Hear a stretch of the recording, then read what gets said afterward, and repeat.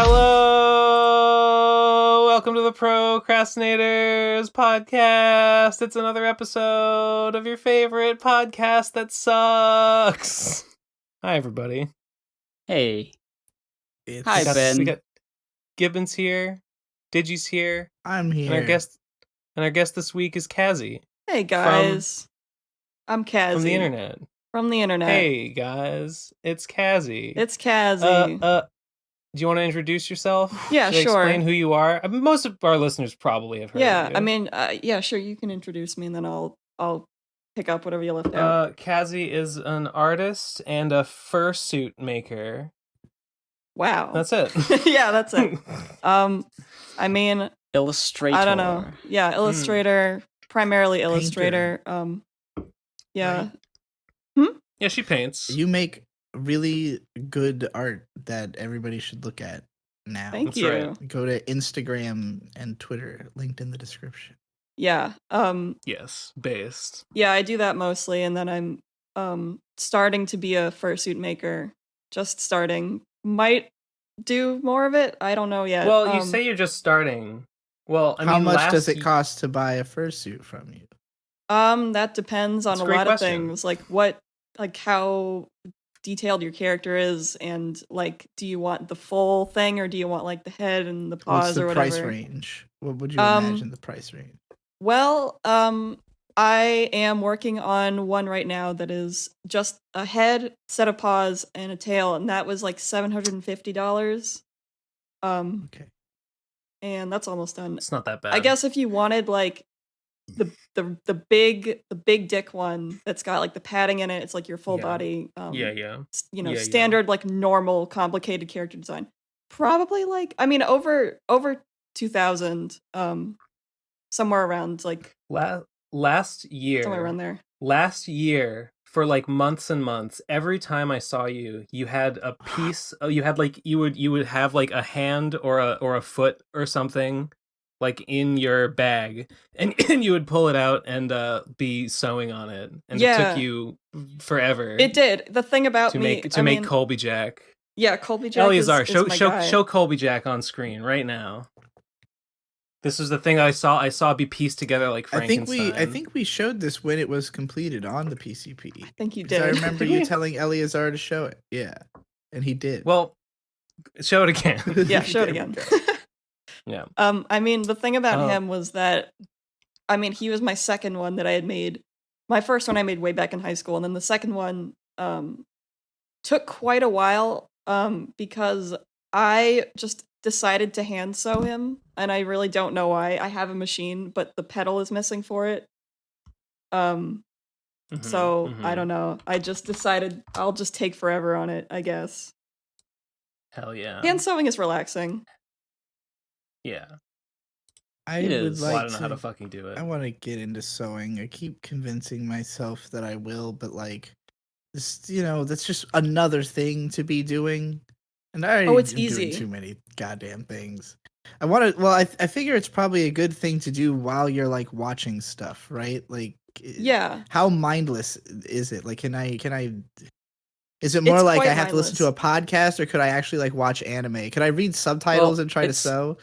It's like hundreds upon hundreds of repetitive tasks that you could easily, like, after a few thousand times, you don't even need to think about what your hands are doing, and you can. Yeah, you really get into a rhythm. I'm just wondering if I can read subtitles. Yeah, I mean, what would you want to make? Like clothes or what?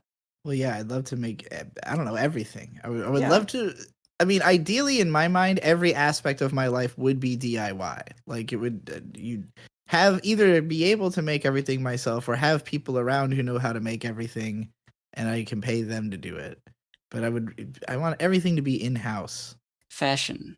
Yeah, if you had like, I mean, if you've got a sewing machine, which is what you would use, you wouldn't hand sew clothes. I have a sewing machine, so. Well, there you go. I mean, if you know how to use it, and you just run the fabric through. Yeah.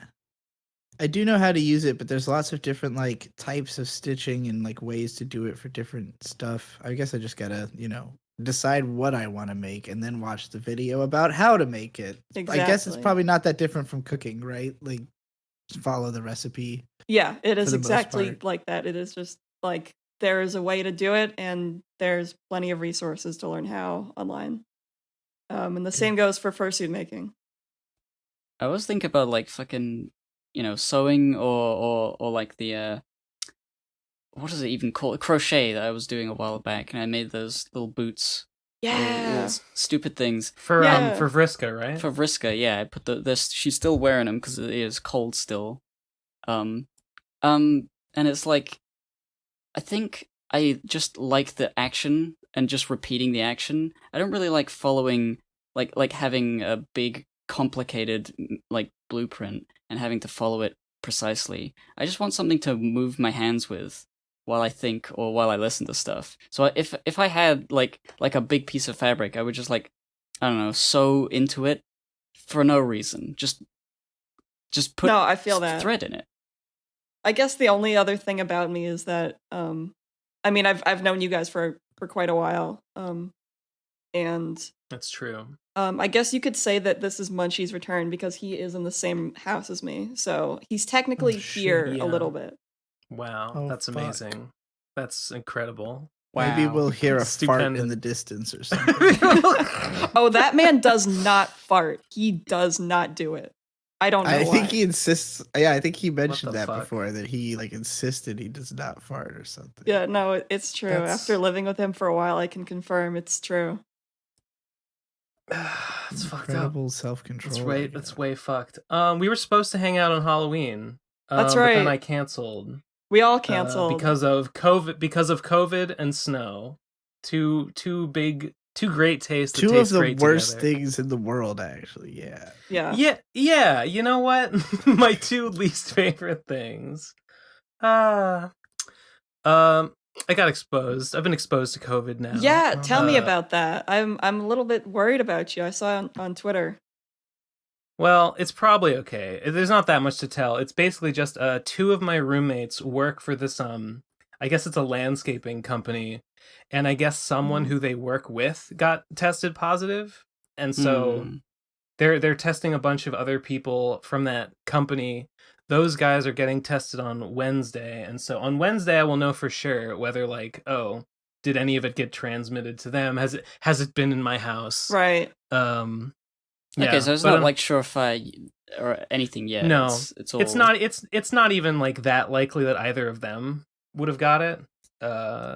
And even if they got it, wouldn't mean I would get it. But it's possible. It's quite. So. I mean, if you're in a house together, it's pretty likely. I don't know what the chance is, but I feel like it would probably happen. I've heard that, like, it's possible, like, within an apartment, like with roommates and stuff, if you just have the person who has COVID use a separate bathroom from everyone else, they can just keep it to themselves. That's what we did. We said infected. Those guys got to use the downstairs bathroom now until they get tested. Oh, the fucking upstairs bathroom. The fucking gross, disgusting one. Which one? Well, I guess you could say the upstairs one. The upstairs one's clean now. The upstairs one actually looks great. The upstairs one is fine and normal. Downstairs, I've seen some shit. You're right. Well, I don't use that one, so that's not on me. I mean, it feels like the place you would expect to see some shit is in the bathroom. It's true. I saw some literal shit there one time, and I never went back. I thought, this is unacceptable. It's a little concerning. I mean, before in the first wave, like, I didn't know anyone that had it or, like, was in contact with someone that was exposed to it, and now there's this with you, Ben, and then there was someone who I used to be quite good friends with posted on Twitter that, she's got it and her whole family's got it, and it's scary. Yeah, the third wave is coming. It's gonna be a big one. We're fucked. We're totally fucked.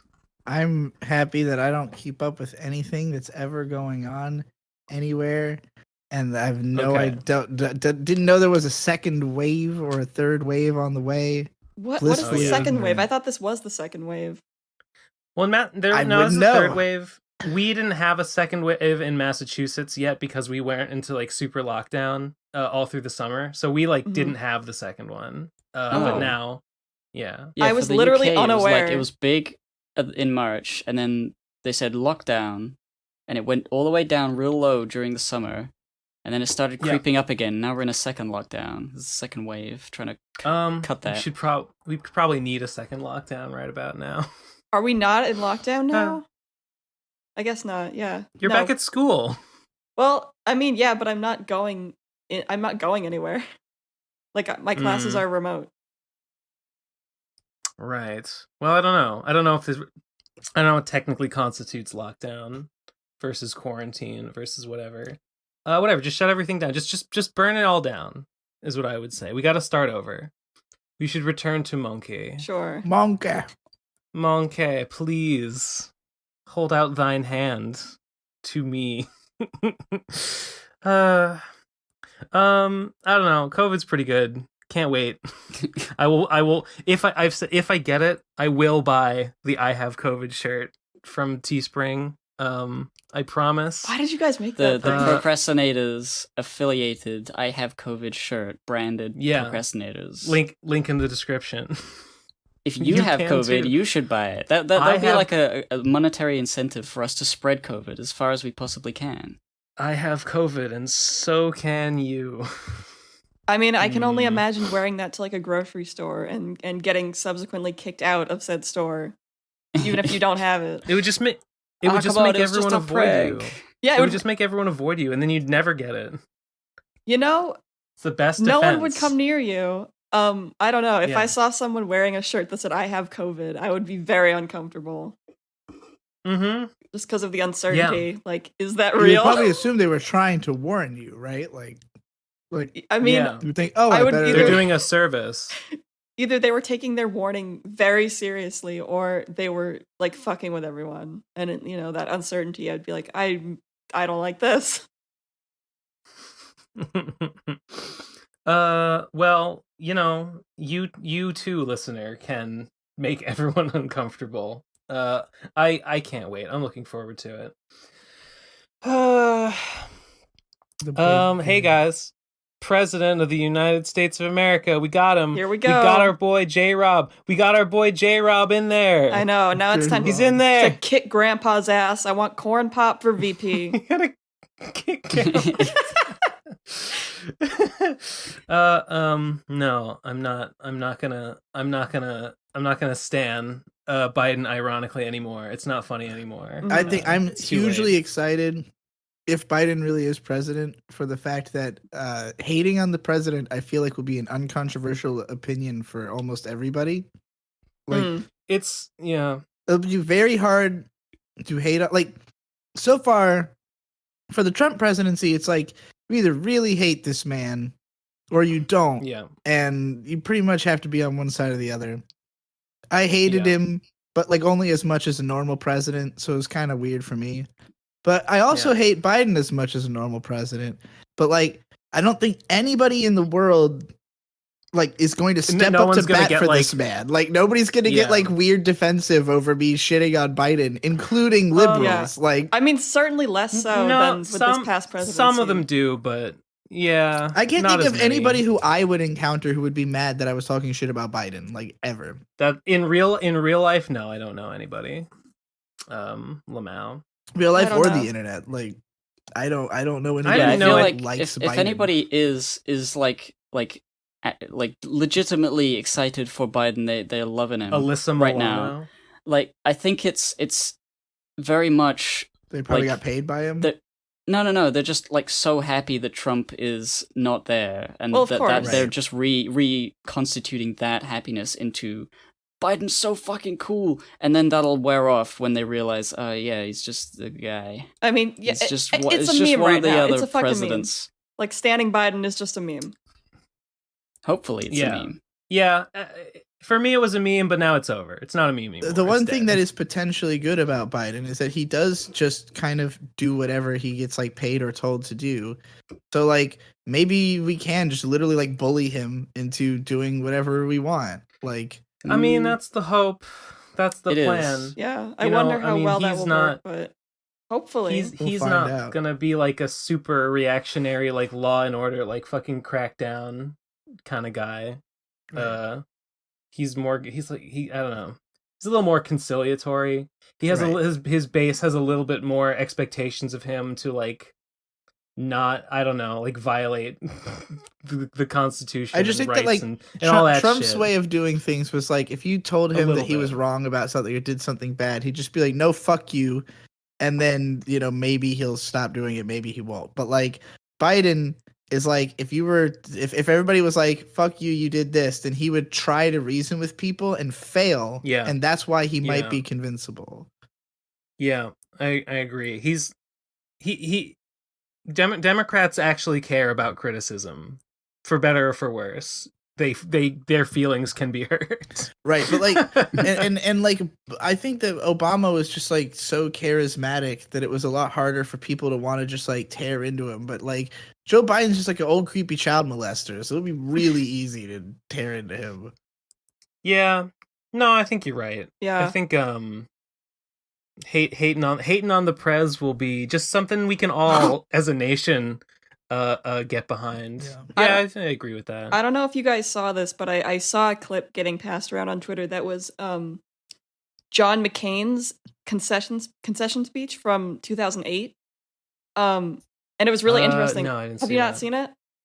No, I don't think so. I would take a look. It's really interesting to compare that to now because I mean, what we see now is the president of the United States throwing an absolute temper tantrum. He looks very funny. He is just like I don't know how to describe you see the sad it. Picture of him in the white hat, like walking into the White House, like forlornly looking over his shoulder. Yeah, absolutely. And I watched this. Let me Google. I watched this speech from John McCain from when he lost in 2008, and aside from his policies or whatever, when I listened to that speech, I like the crowd starts booing Obama at the beginning, and he settles them down. He gets them to stop, and he's like, "No, I'm happy for the guy. Like, I know that he wants to do what's best for this country. All I care about is the good of America and the good of the people." And so, well, we have our differences. He lost with grace, and it's such a world of difference from what we're seeing right now. It's incredible.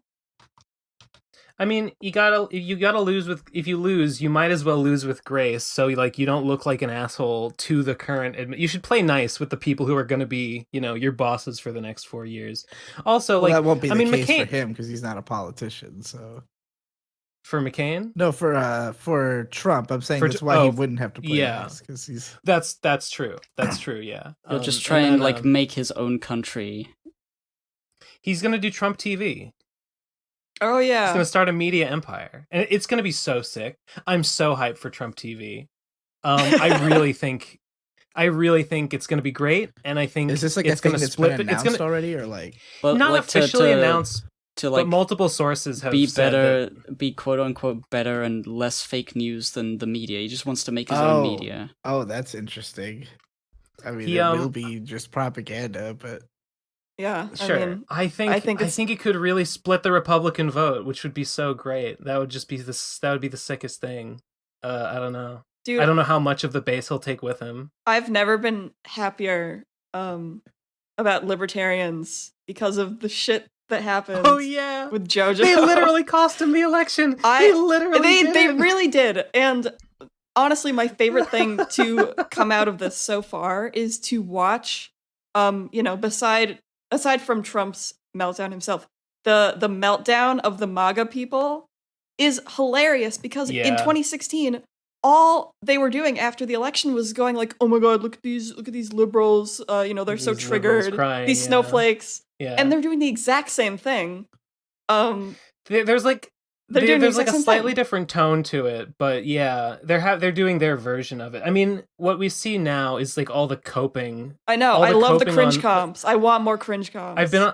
I've been on Poll a bunch, and it's all like it's fraud. Like, oh look, the curve has a squiggle in it. Oh, that's fraud. Mm-hmm. And like it's like no, Trump's gonna take it to court. Like this is all part of the plan, guys. I don't know. It's very funny. I think it's settling down. I don't know. I wonder how long. No. It's not going to settle down because I don't know. Do you think Trump is gonna fight it like all the way up until Inauguration Day? Yeah. Lol. I think he will posture that he's gonna fight it. I don't actually know whether he's willing to go through all of that, but it's still possible that he could like disrupt things all the way up until that moment. Yeah. I guess Yeah, it depends on agree with how Gib. much people want him to do it.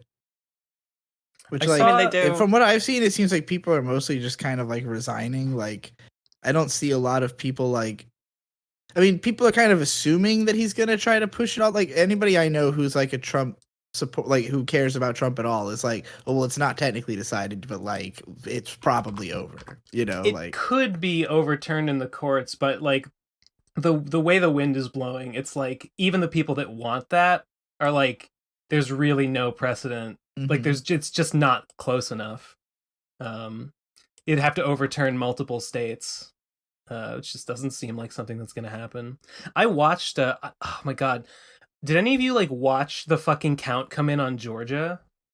Yeah, I was no, I keeping think up I with woke it. up to that one.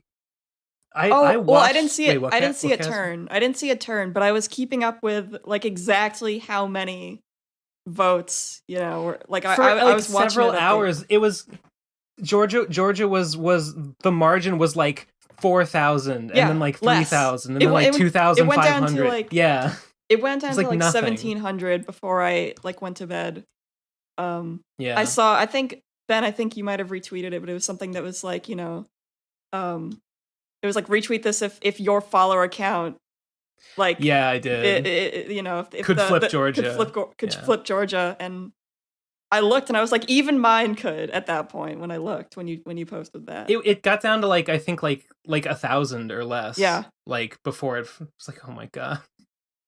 And it was like the report was saying like 90, like over 98% of the vote was in. So it's like, well, what does that mean? Does that mean like there's like a couple thousand votes left to count, or does that mean there's 10,000 votes left to count? You know. Oh, that was exciting though. That was, and then people were talking about Pennsylvania flipping, but I was looking at the numbers, and Pennsylvania didn't seem anywhere near as Yeah. close as Georgia. I thought like Georgia might flip, and that would be the only one. I felt the same way, and I but had just no. assumed that it was people who, you know, understood politics more than me, and that just are like, no, like we've run the numbers, like we know it's gonna flip, like we know how this is gonna happen. And I was just Yeah. like, all right, And they were I right. guess I'll trust you guys. I don't know though. It looks pretty. It looks pretty like much like an uphill battle to me, and then I wake up and it's flipped. I felt nervous because, you know, I had watched the results come in like the New Hampshire primary and the Iowa caucus and stuff, and I watched it like come out with like, oh, Bernie looks like he's ahead really early on, and then like fucking Pete Buttigieg or whatever like closes the gap. It's like, no, it's all slipping through my fingers. So, you know, I was prepared for a bad time. Wait, did you guys see the like the Trump, like, I don't know if it's a concession speech, but the Trump address in like the like landscaping or like the hardware store parking lot? No, not yet. No. I was planning on watching that They- after this. I haven't watched it yet, but like they booked it. They tried to book like this speech at the Four Seasons Hotel, but they accidentally booked it at like a landscaping company called Four Seasons. So they're just I'm looking at a picture right now of fucking Rudy Giuliani giving a speech in this like dirty gravel like driveway. Here, I'll show you. I saw like a photo of it or something, and I was like, guys, what the fuck is this? It all Donald Trump ends mocked here. for holding press conference at Four Seasons Garden Center. Lol. It's like there's like construction going on in the background. It looks like Next to like there's an like some HVAC. rusty beams. There's like an orange cone Yeah. there on the ground. The paint's peeling off the wall. Oh my god, I love it. Oh man, I still haven't seen Borat 2. I guess I am probably gonna watch it at some point. I've Oh, just seen that screenshot floating around of Giuliani, like, looks like he's unzipping his pants or something yeah. on the bed. You I know what saw I'm talking that. about? I do. I didn't know what it was until yesterday, because Munchie was telling me about it. So I had no idea, and he showed me the clip. And yeah, Well, I mean, I haven't even seen the clip. it's. I mean, I don't know. He's like lying back on the bed and like, and he like shoves his hand in his pants, and it's like fucking Yeah, it's pretty clear to me. Yeah. What's going on there? Yeah, I mean, yeah. But I saw the Red Letter Media just did a half in the bag where they talked about Borat 2, and they discussed that, and they said that it's like that part in particular is like clearly they edited around to make it look worse than it was. It's still bad, but like I don't know, there's something sort of. Well, they talk about it. I haven't seen the film. Yeah. I don't really know the whole I guess context for like what's going on there. Oh, I'm seeing there's an Antifa thread on Poll. That's interesting. I'll have to check that out later. Antifa. I'll have to bookmark that. Wait, are you part of Poll's transition into being a leftist board? Is it you? Well, I checked Poll. I haven't been posting there, but I checked it like as Georgia was flipping, and like everyone's making fun of the MAGA tards or the MEGA tards as they call them there, which I assume stands for Make Israel Great Again. Everyone on Poll thinks that Trump is like super pro-Israel, which I guess he probably is. But like that's their big beef with him. I've been reading it, and yeah, there's a lot of I don't know, and it might settle down. I assume that it was like. I assume that 4chan was like very like MAGA just because it made people mad, and maybe now the way to make people mad is to make fun of them. I think that's part of it. I don't think they were as MAGA as people think. Like I think they weren't like a unified front for sure. I think Poll is just a lot more like of weird radical identities. Just like I mean, people have their like flags on their trip codes or whatever, and like even before, like there are people in there who are like anarchists and communists. I guess it's like the biggest mistake. They might be trolls too. The biggest mistake people make about 4chan is that people always think it's like a monoculture, but like the point of it, in my mind, is that every position is represented there. So like usually if you step into a thread, like if somebody starts a thread with a dumb title like is this anime good or bad, the first two responses almost without fail will be it's great and it's shit. It's just like I don't even know if those two people really believe that, or if they're just trying to make sure those are the first two responses, just to like set the bar that like the dumbest possible responses have all been said right up front. Now let's try to talk about it, like right. And so like there are people who are definitely playing devil's advocate, but not because they do or don't believe the things they're saying. They only just want to argue about shit until they understand things better. They don't care. They're probably not even voting, like it's just like it's a place where all conversation and knowledge is meant to coalesce, but very, that includes all the bad things and aggressive things and fucked things. So like reputationally it's more known for that stuff, but if you go to any board, like part of it is people fighting against that stuff and making fun of those people at the same time. Yeah, sure. See, that's interesting because I don't really know. I mean, I'm someone who's never been on 4chan at all. I don't know. It's a very different website from the ones that I'm used to. What I'm doing right now would be how considered the culture works. It would be considered spoon feeding and would be considered a bad thing. What I'm doing right now by explaining 4chan, but like I know that. I know that much. Yeah, like and the reason for that, which I kind of agree with, is that like because it used to be, I think the number one rule on most boards is just lurk more. Like eventually, like if you come in and you immediately react to whatever you see, then you probably don't understand why it's there. Like it might be that somebody just like says some incredibly racist shit or something, and like you would go like, freak out. I can't believe somebody said this, but like there might be a lot more to it, and when you've been on a board long enough, then you start to recognize, like you can tell what is a psyop and what is like a new person who's literally just reacting to things, and like, who is a fed, which Poll has a lot of feds. So there's, man, I watched this one fucking speech with, it was some kind of hearing.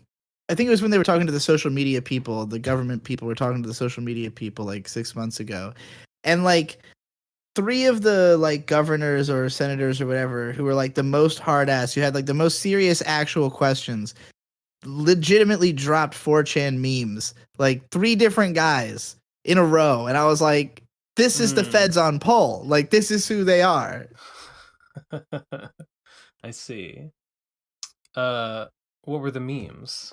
I don't remember. This was a while ago. I'm sure I noted it yeah. somewhere.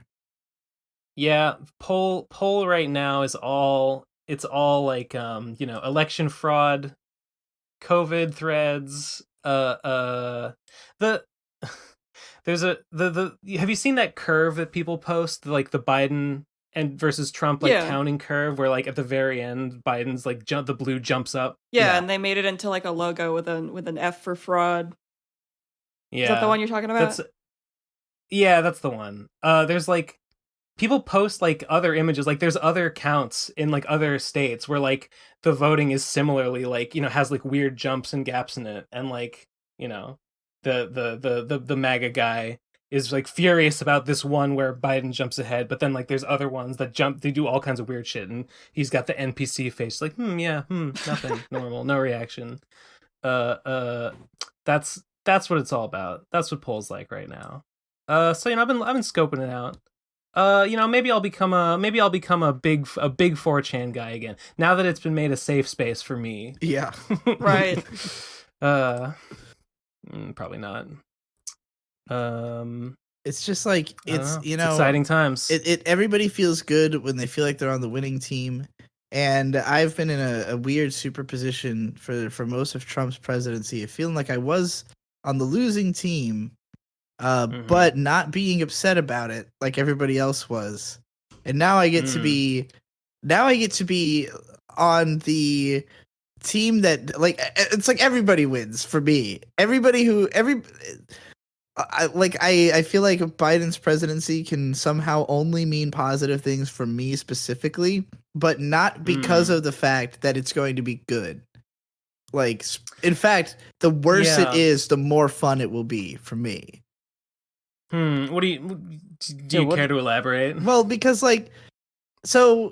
it's kind of like we already see on Twitter, like liberals immediately turning to bully on Biden. You and I have been doing it. Yeah, because it's I've been making some nasty tweets at some shit libs. Yeah, it's true. It's just like it'll be so much easier to root out the problems in the Liberal Party when they're not all like for the last 4 years. If you said anything negative about liberals, then you were like, oh, well, you're gonna make it so Trump can win again. Like nobody can raise this argument anymore. We have. I don't know if Trump's going to try to run again next election. I doubt it. Like he might. He already got the big cum of being president. Like I don't know what he got the big cum of being president. He might like Don Jr. or something. Someone could run. Everyone's saying Tucker Carlson is going to run in 2024. That's not going to happen. You don't think so? No. Why would he? I mean, he's got a regular normal job. Like. People always forget, like, being president fucking sucks, and like most of the people who do it are like raised from birth with the expectation that they're going to do it, and like live like a completely different lifestyle. Trump's like the only person I think who has been like, I just want to do it to do it because I want to have my name on everything, including America. Like, so you just don't think that like there's anything in it for Tucker to do that, right? I just don't think that. Like, I think most people are, oh, you should be president, are like, no, that sounds fucking awful. Like, you have to kill people. You have to make like terrible fucking decisions all the time, and everybody expects everything of you, and everyone has an opinion about you on planet Earth. Like, sounds kind of shit. So absolutely. Well, yeah, I don't know. I probably wouldn't enjoy it. But who knows? Who knows? Rapid ages you as well. Think. Like, yeah, lol. Who do we? Yeah, if I guess that's kind of an optimistic for me to think like, okay, well now that liberals are in power, it's easier. It's safer to criticize liberals. Right. Well, and we could bring them. You could criticize them from an even more leftist standpoint of being like, oh well, like let's take it even further. Like y'all aren't doing enough, And I think the Trump presidency radicalized more people to the left than a Biden presidency will. But yeah, I think rhetorically it makes it easier for those people to I'm just saying, if somehow liberals can like talk Biden into instituting UBI, then it'll have been worth it. Oh, that's Biden is pro a couple of things that are good. Like I think he's pro $15 minimum wage, and he's pro like maybe student like the debt gay forgiveness. version of UBI. Like yeah, not nearly as good. Yeah. It's not as good. I don't. So like he's good on a couple of things and then shit on other things. Like he doesn't. He's like, oh no, we should expand the Affordable Care Act. No, government health care. I don't know. I lost my train of thought. Fuck Biden. Yeah. Fuck them Biden all. 2020. Fuck them all. How likely do you think it is that as soon as Biden does his inauguration speech, he trips and falls down the stairs and dies, and Kamala Harris is in power? God. It's like a lot more likely than it sounds. Kamala Harris. I saw a post that was like, it's just gonna be like 4 years of like Mr. Magoo, like Kamala is just gonna be like setting like traps for him, and he's just gonna be like evading them like Mr. Magoo. It's just gonna be shenanigans. You know, I've seen a couple of things where like she's like mistakenly says when I'm president, meaning like when I'm vice president. Wait, she's, has like, she really? Tweeted like, haha. Yeah, it's like I don't know that she's thinking about it, but she probably has like entertained the idea that because Joe Biden's so old, pretty old, like I could get it. Did y'all see the pictures of Kamala Harris's family, the second black family to be in the White House? Yeah, I did. No. Oh, actually, I didn't see that. I posted it. Wait, really? Wait, are those her kids? No, those are like, I think she's like half white.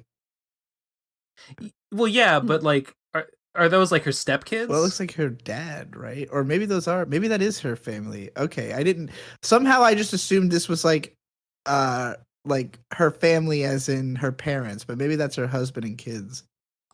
Yeah. I mean, can't we just click on this link? And no. Those have got to be. Yeah, okay, those are her kids. I mean, those kids are white. Those have to be her stepkids. They have to be her stepkids. Hold on. Wait. Right. It says.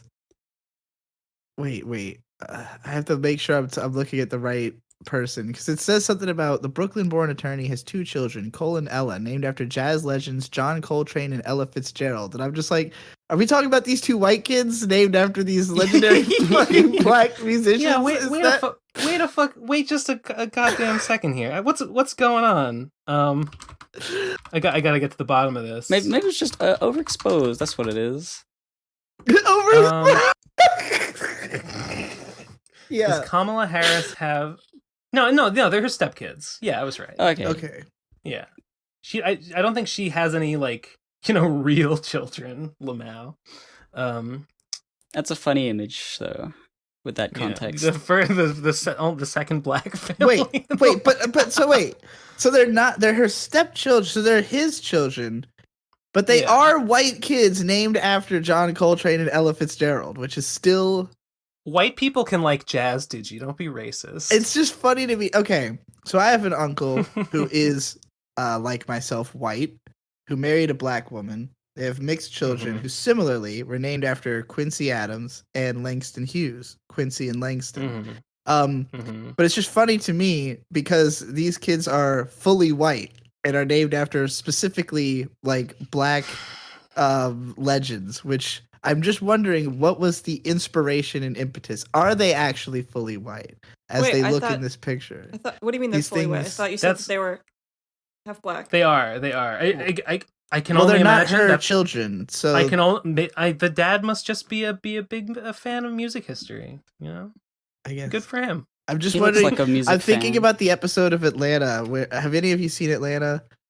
No. Really good show, but there's an episode about the main characters going to this rich white guy's house where he's just like really obsessed with black culture in Africa and stuff, and like but it's portrayed as like extra bizarre and cringeworthy, and it's really funny. And that just this guy naming his kids that reminded me of that. Like that professor in Harambe, yeah, like that. Harambe, guy. Yeah, but like taken to the extreme because he's a rich guy with a mansion who's like having a whole soiree there. So like his whole house is just decked out with like all this Africa shit, and it's pretty funny.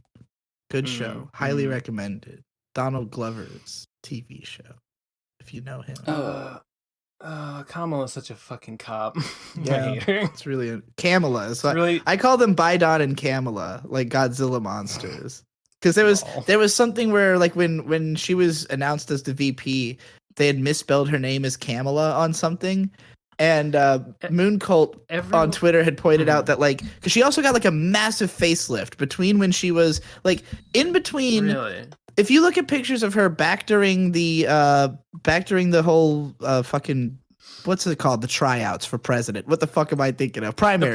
The primary. If you look at the pictures of her back during the primaries, and then like leading up to when she was announced, like a month or so maybe before she was actually announced as the VP, she had a major like facelift. So her face looks totally different. And so Moon Cult was already predicting that she was going to be the VP, but it was not Kamala anymore. It's Kamala. It's Kamala. The one with an E. She is now like Gamera. She is now Kamala.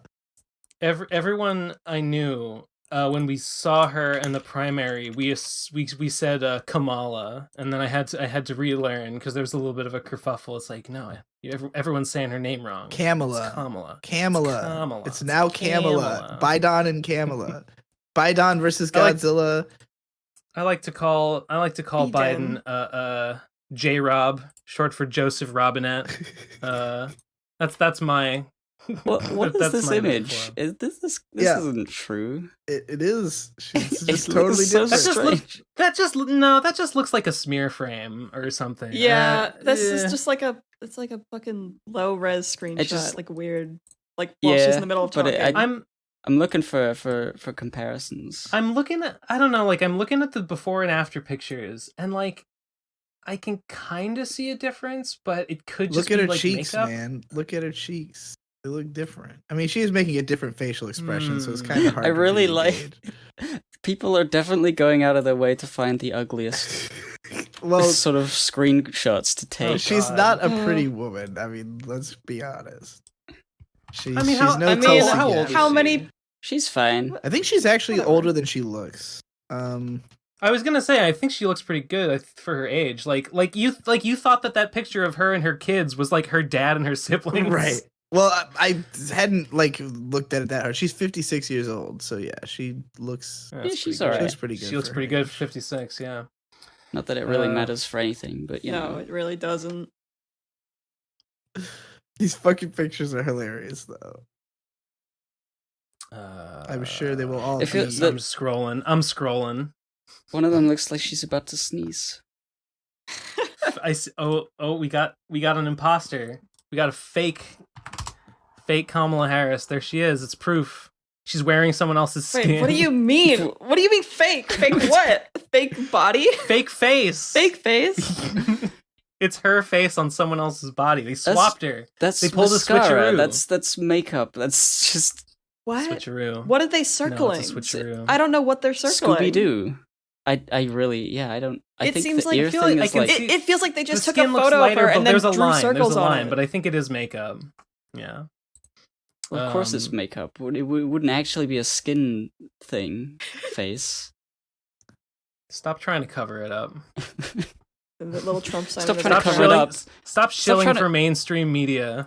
Stop trying to cover it up like people try to cover up your mouth with the COVID masks that are fake and it's all fake.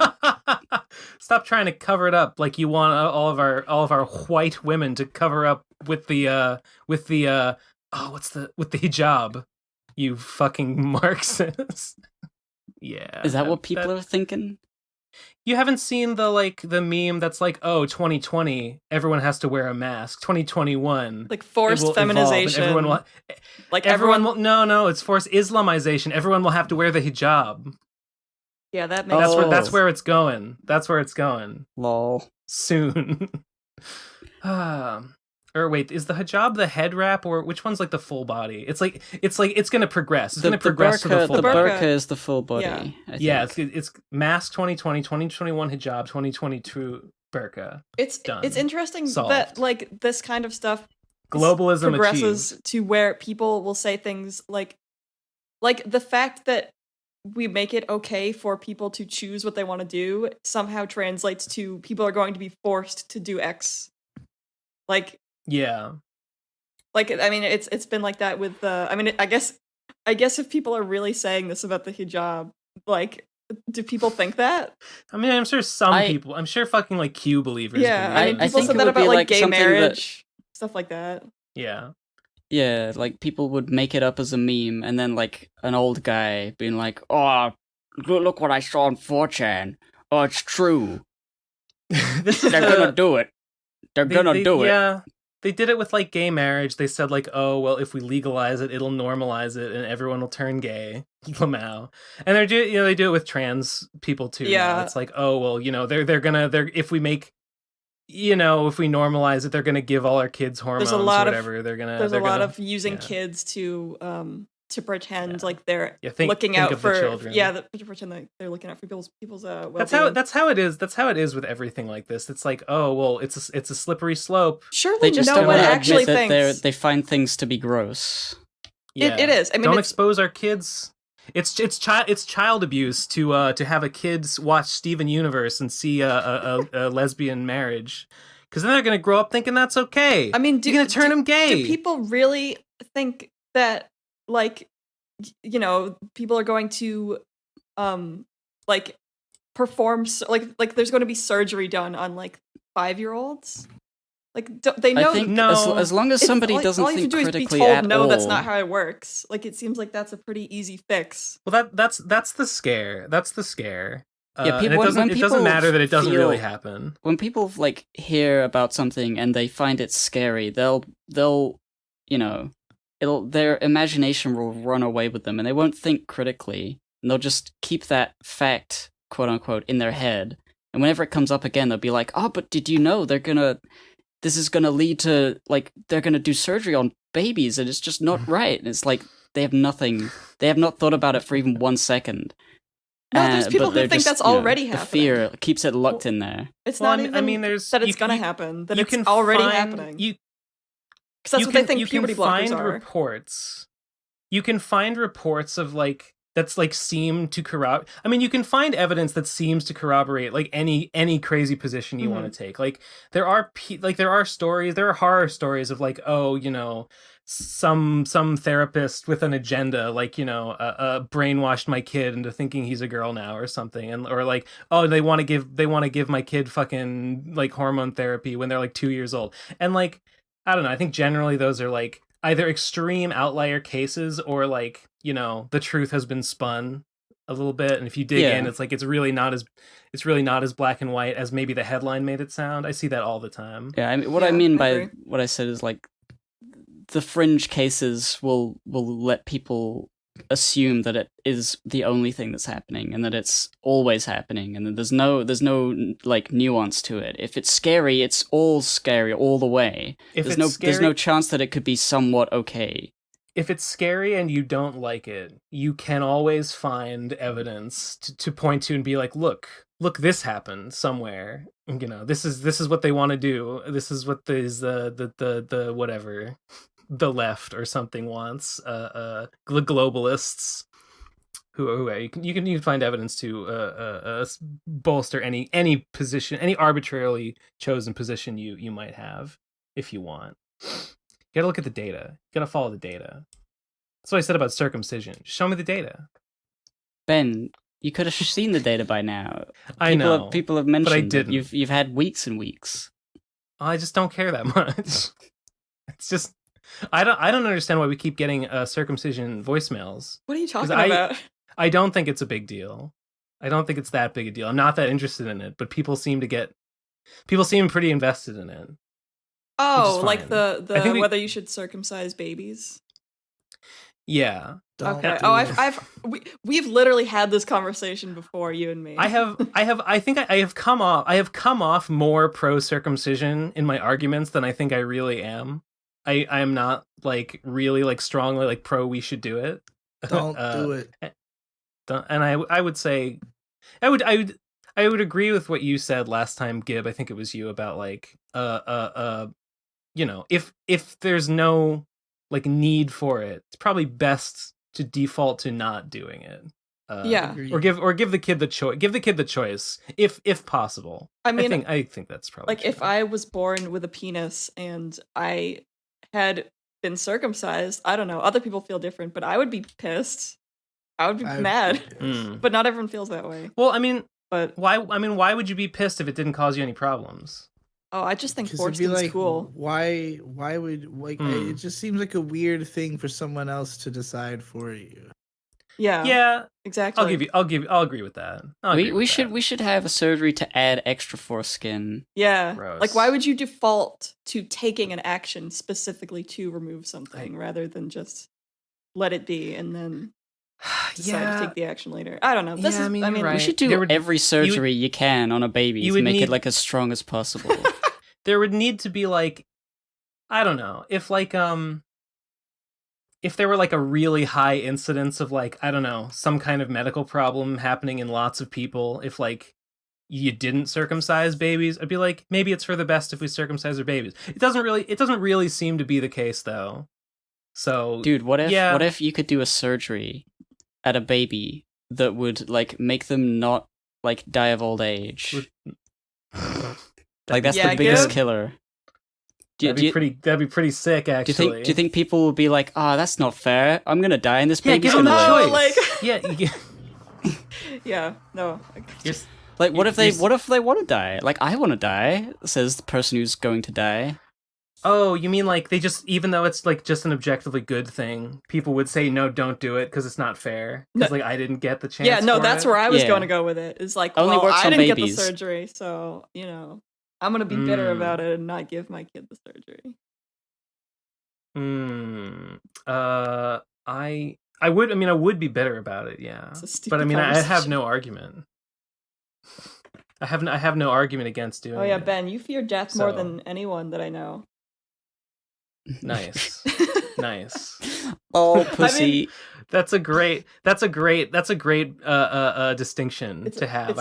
I'm proud to wear that. It's a nice little tidbit badge of honor. That Ben is the most death fearing.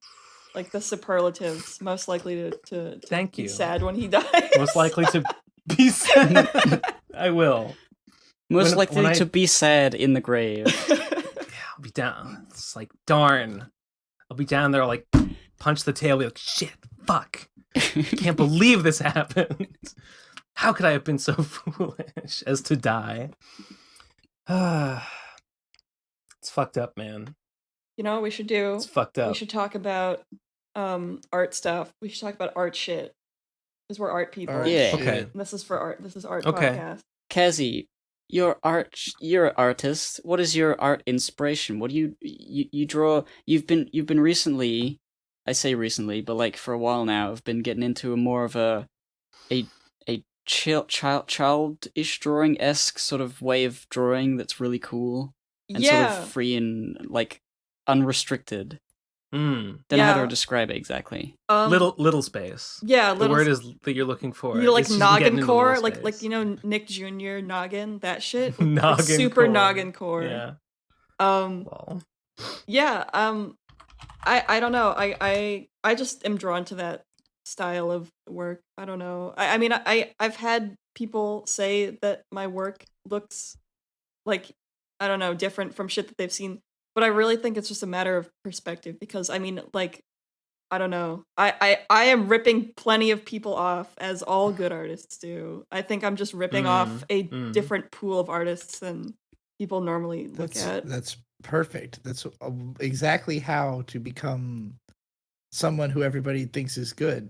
Is that either they haven't seen what you're ripping off, or you're ripping off so many things that it no longer looks like anything else. Yeah, I think I've made it to that point in my career where like I was ripping off, just like I was always ripping somebody off at every given time until I couldn't tell who I was ripping off anymore. Now I'm like, oh, I must just be ripping off myself. Is that for like music or videos or everything? Mostly videos, or just writing in general. Yeah, for sure. I mean, I'm strongly of the belief that to be a good artist, you need to study good artists intensely. I think that you really need to look at some masterful work and really break it down. Oh, it's hard. It's hard to look at it intensely. Wait, why? It is hard. I look at things I love and I'm like, oh, this is so good. I enjoy watching or reading this thing. And then to study intensely to understand it is like, I gotta go back and look closer, zoom in. Like, what are they doing? I'm bored. This isn't the same as watching or reading the thing. I don't like look at a lot of art, but like I do if I see something that is very striking, I do like to like look and be like, oh, how'd they do that? Oh, like try and like reverse engineer what the technique was. No, I think I that's really definitely helpful. don't do enough of stuff like that. I'm stagnating in my art skill. It's hard. It's hard. Yeah, me too. It's hard to differentiate between the art that you like to look at and the art that you like to make. I don't know if you guys have done this before, but I've had points where I will look at an artist and be like, oh, like I really love their stuff and I really like to look at it, and so like I want to make stuff that is more like this. And then when I try to do that, it doesn't feel right. It doesn't. I'm not inclined to do it that way. And so I don't know. It's a hard thing to navigate and to figure out like what do I actually like to do rather than what do I like to look at. That's yeah. Like sometimes like I will draw something like this and I will be very happy with it, even though it's like extremely low quality, low effort, but like, you know, there's not a lot of thought put into where things go. It just sort of feels right. And then I think of like all of the other things I want to do, and that they don't look like this. They look like other artists that I like, and they're better than me. And I'm like, I don't know how to. I tried to doodle something. I just was like, I haven't drawn anything in a while. I'm gonna just draw something, and I like put down a piece of paper and I picked up a pen. I was like, okay, here we go. And I like drew a face and I put a hat on it, and I was like, I hate this. This is the worst thing I've ever done. How do people do this? And I ripped it up, and then I went to sleep. That's a classic tale. That's a classic artist's tale. Thank you. As old as time. Yes. I mean, with Gib, like, I don't know. I guess something that I've been unlearning as I've been going through college, because I go to school for illustration right now, and I'm in my senior year, is like, I like basically learning all of the fundamentals and stuff so that I can undo them. And I'm sort of like I mean I was going through sort of a phase in early college where I was trying to use these techniques and, you know, anatomy and stuff like that, and like I think I don't really know if you have to have a strong understanding of the fundamentals to like get to this point, but I think for a lot of people, and for me, it's sort of like you learn how to do things properly and then you sort of undo that. Like I'm very much going towards a simplified, like very scribbly sort of style, and like the stuff you draw looks very easy to do to an untrained eye, but like it's clear that there's a lot of skill that goes into deciding how exactly to draw the scribbly. You know, I've so doing the like art on like the inside doodles for the vapors, I've been using Copics, which is a lot like watercolor basically. So I've been actually like doing color, which is weird for me, but it's fun and I like it. And I found this. Ben is good at colors. You should do it more. It comes out kind of good. It actually comes out kind of good sometimes. Really, and I'm like, good oh wow, aesthetics. Thank you. I like it. And I found this artist on Twitter. They're called Corn. Magnagallina is their @ and they do like fairly elaborate, not like super elaborate, like they're cartoony, but they do watercolor or Copic or something art, and sometimes they will post like a little like work in progress shots where they'll have the line work and then they'll show like just the shading. Like what they do is like they go in with like a light color and they shade in like the shaded parts, and then they color over it, and like the shading like kind of carries over into the final drawing. And I think it's really cool to look at those. Sometimes the ones with just shading kind of have their own kind of cool, like they're very monocolor and like and I don't know, they're nice in their own way. And so I've been interested in that kind of thing. Ooh, I'm looking at some right now. Let me find a good one. No. That sucks. I think they're all sometimes bad.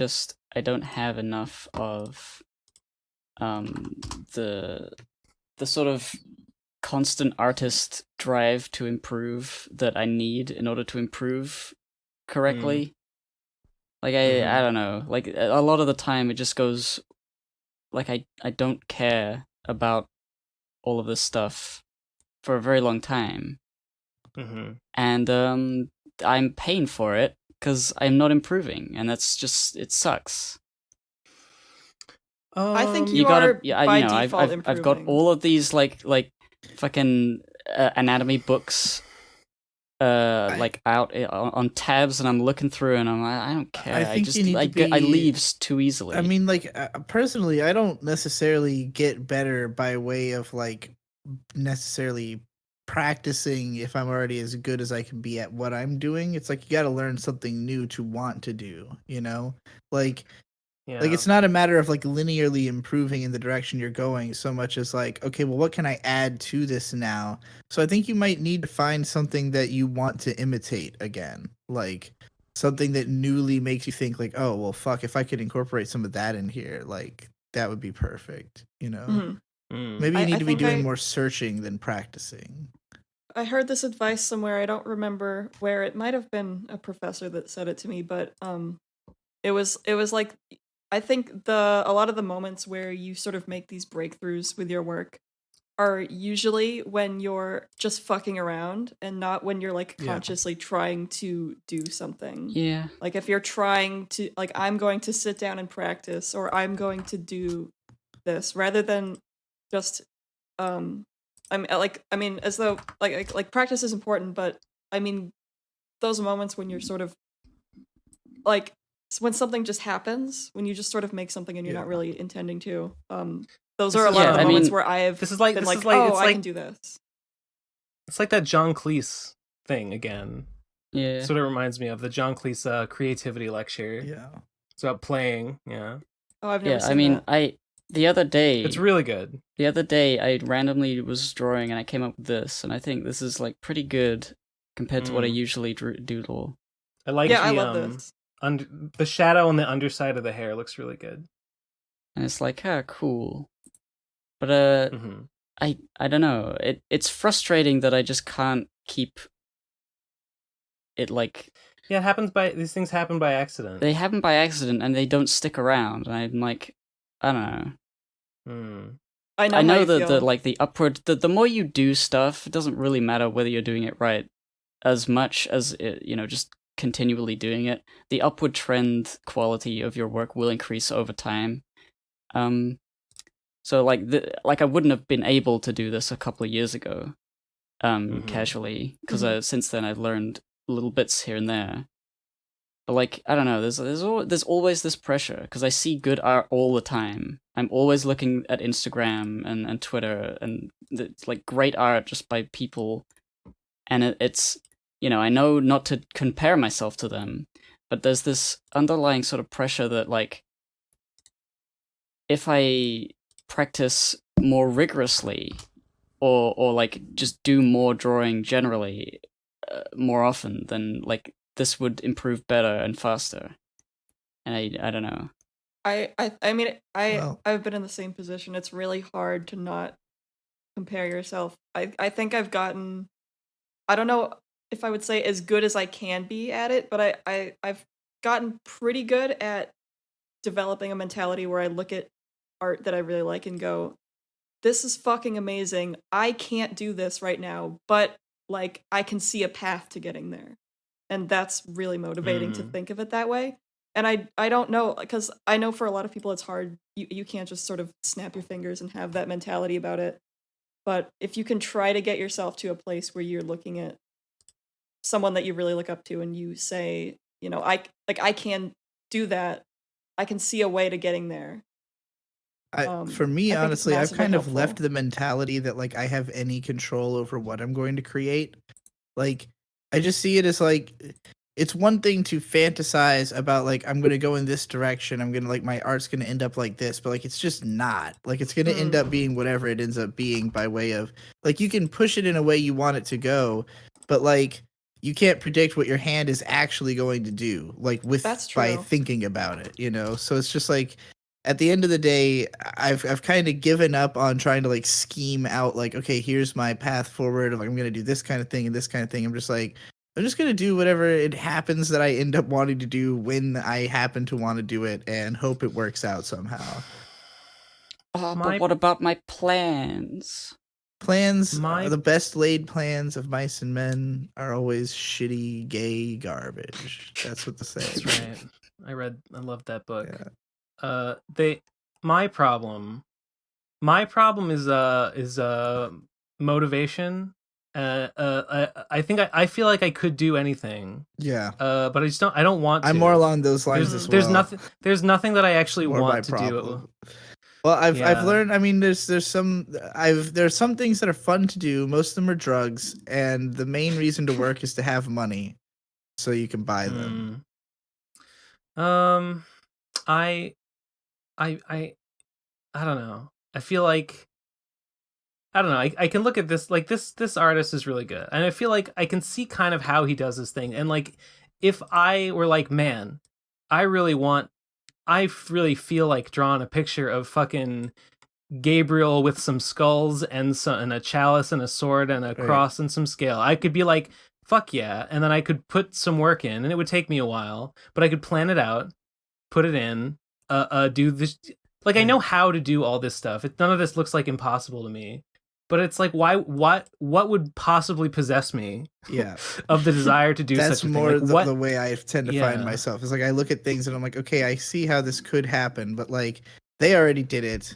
Like, do I need to do this, or is like, do I just like can I guess on some level it's like experiencing the ego death of just like being happy that it exists and not feeling like I had to be involved, you know? Like sometimes you see something you like and you feel like, oh, I have to find some way to replicate this so I can like show that I get it, you know? But it's like, well, you don't have to. Like, that person got it, they made it, you know? Right. Yeah, it's I feel like there's, I don't know, the because you post things online and the whole world, everyone in the world is watching. The career of Give and Take. What are they gonna do next? And I feel like, I don't know, if it turns out that I'm only doing this to perpetuate what I've already been doing and I don't actually care about doing it, that would suck. You know? So I feel like I gotta, like, I want to improve at art and I want to make comics because I said that I want to make comics and want to improve at art many times.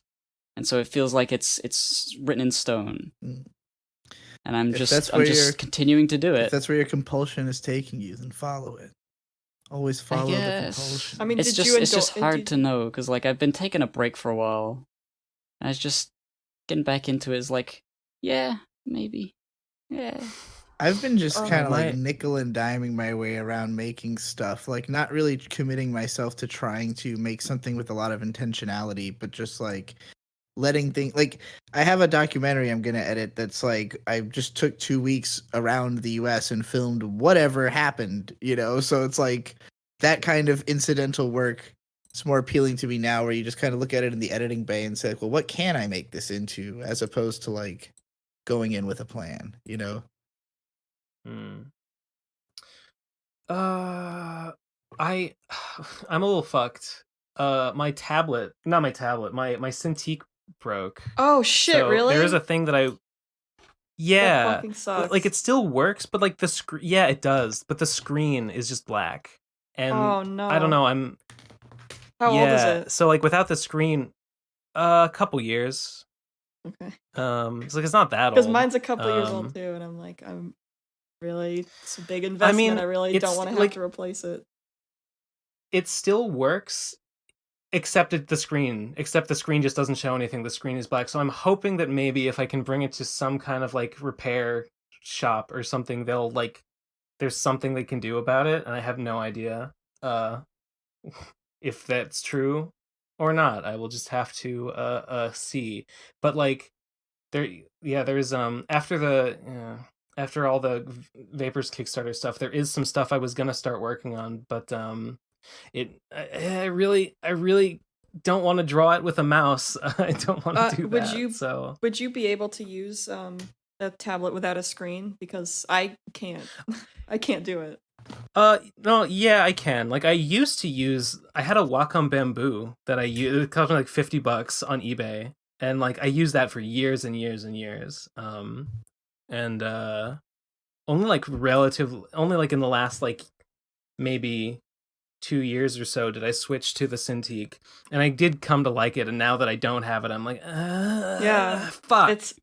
But I used the Bamboo forever. I bought a Bamboo when I was like 12 because I wanted to draw Warrior Cats fan art on I want to DeviantArt. draw on the computer. And I could not do it. I did not have the hand-eye coordination to do it. And to this very day, I'm still a little bit perplexed at people that can do it so well. I can only barely. You just gotta like learn. I don't know, it's just about like muscle memory to like know where your hand will go and where the mouse will go. I don't know. I feel like there's just something that I just can't. That's just not clicking with me. I mean, I used I used like an iPad to draw in my teenage years for digital, and when I was 16, I got the Cintiq that I still use today, and it's my favorite thing that I have ever owned. And I was just like, yeah, I need to get this because if I don't, then I have no other way of making digital art. Kazee, can you type while not looking at the keyboard? Kind of, a little bit. I never learned how to type. I feel like that's properly. the same.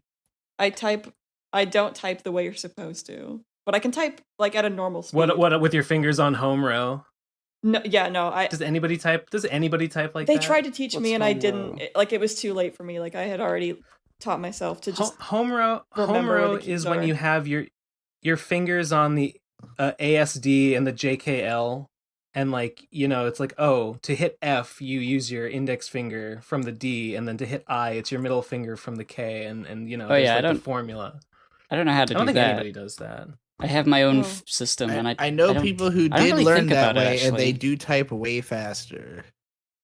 Surely, wow. I didn't. I thought everyone did it that way. I don't know. I assumed that I was one of you who didn't learn how to type right. They tried to teach me. Yeah.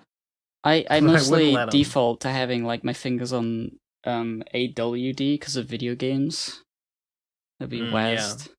Yeah. And then from there I can type lots real quick. But I actually don't know whether I look at the keyboard when I type, now that I think about it. I like glance down at it. Like I like mostly use muscle memory, but like I do look down at it. So I'm like half and half. What were we talking about? Talking about tablets. Tablets. Tablets. I'm just still scrolling through magnagallina's feed. Oh, he's so good. Yeah, I wasn't sure what you meant when you were talking about the shadows. But when you posted these two, like, but you see. Yeah, no, I see now what you're talking about. Yeah.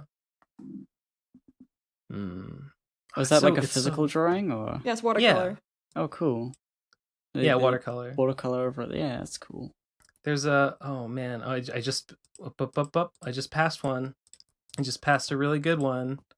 I'm gonna make you watch it. I'm gonna make you look at this one. Where was it? Oh.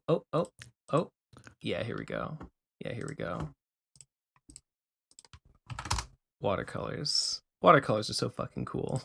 They are. I'm in a watercolor class right now. I'm watching it. There was a better one before where like he starts in from scratch and like he's putting the shadow layer down over like the eyes. I don't know. It's cool. It's cool how like watercolors like you put down the color, but like it's not done. You have to like kind of like pull it and push it around with the brush. It's water bending is what it is. It is. Yeah. It's like you look at it and you're like, I think my instinct is like, oh my god, they're so like that's so scary, right? Like they're putting the brush down and like what if they fuck it up? Like if they fuck it up, the drawing is ruined. But no, that's the trick. That's the mind game. You got to be bold with watercolors. In fact, yeah, you be bold, and if it works, it looks great, and if it doesn't work, you can push and pull it around. No, if it doesn't work, you get fucking and it'll mud. be okay. if you really fuck it up. We had if you're not bold, you don't get anything. In my watercolor class, we had an artist come in to talk with us.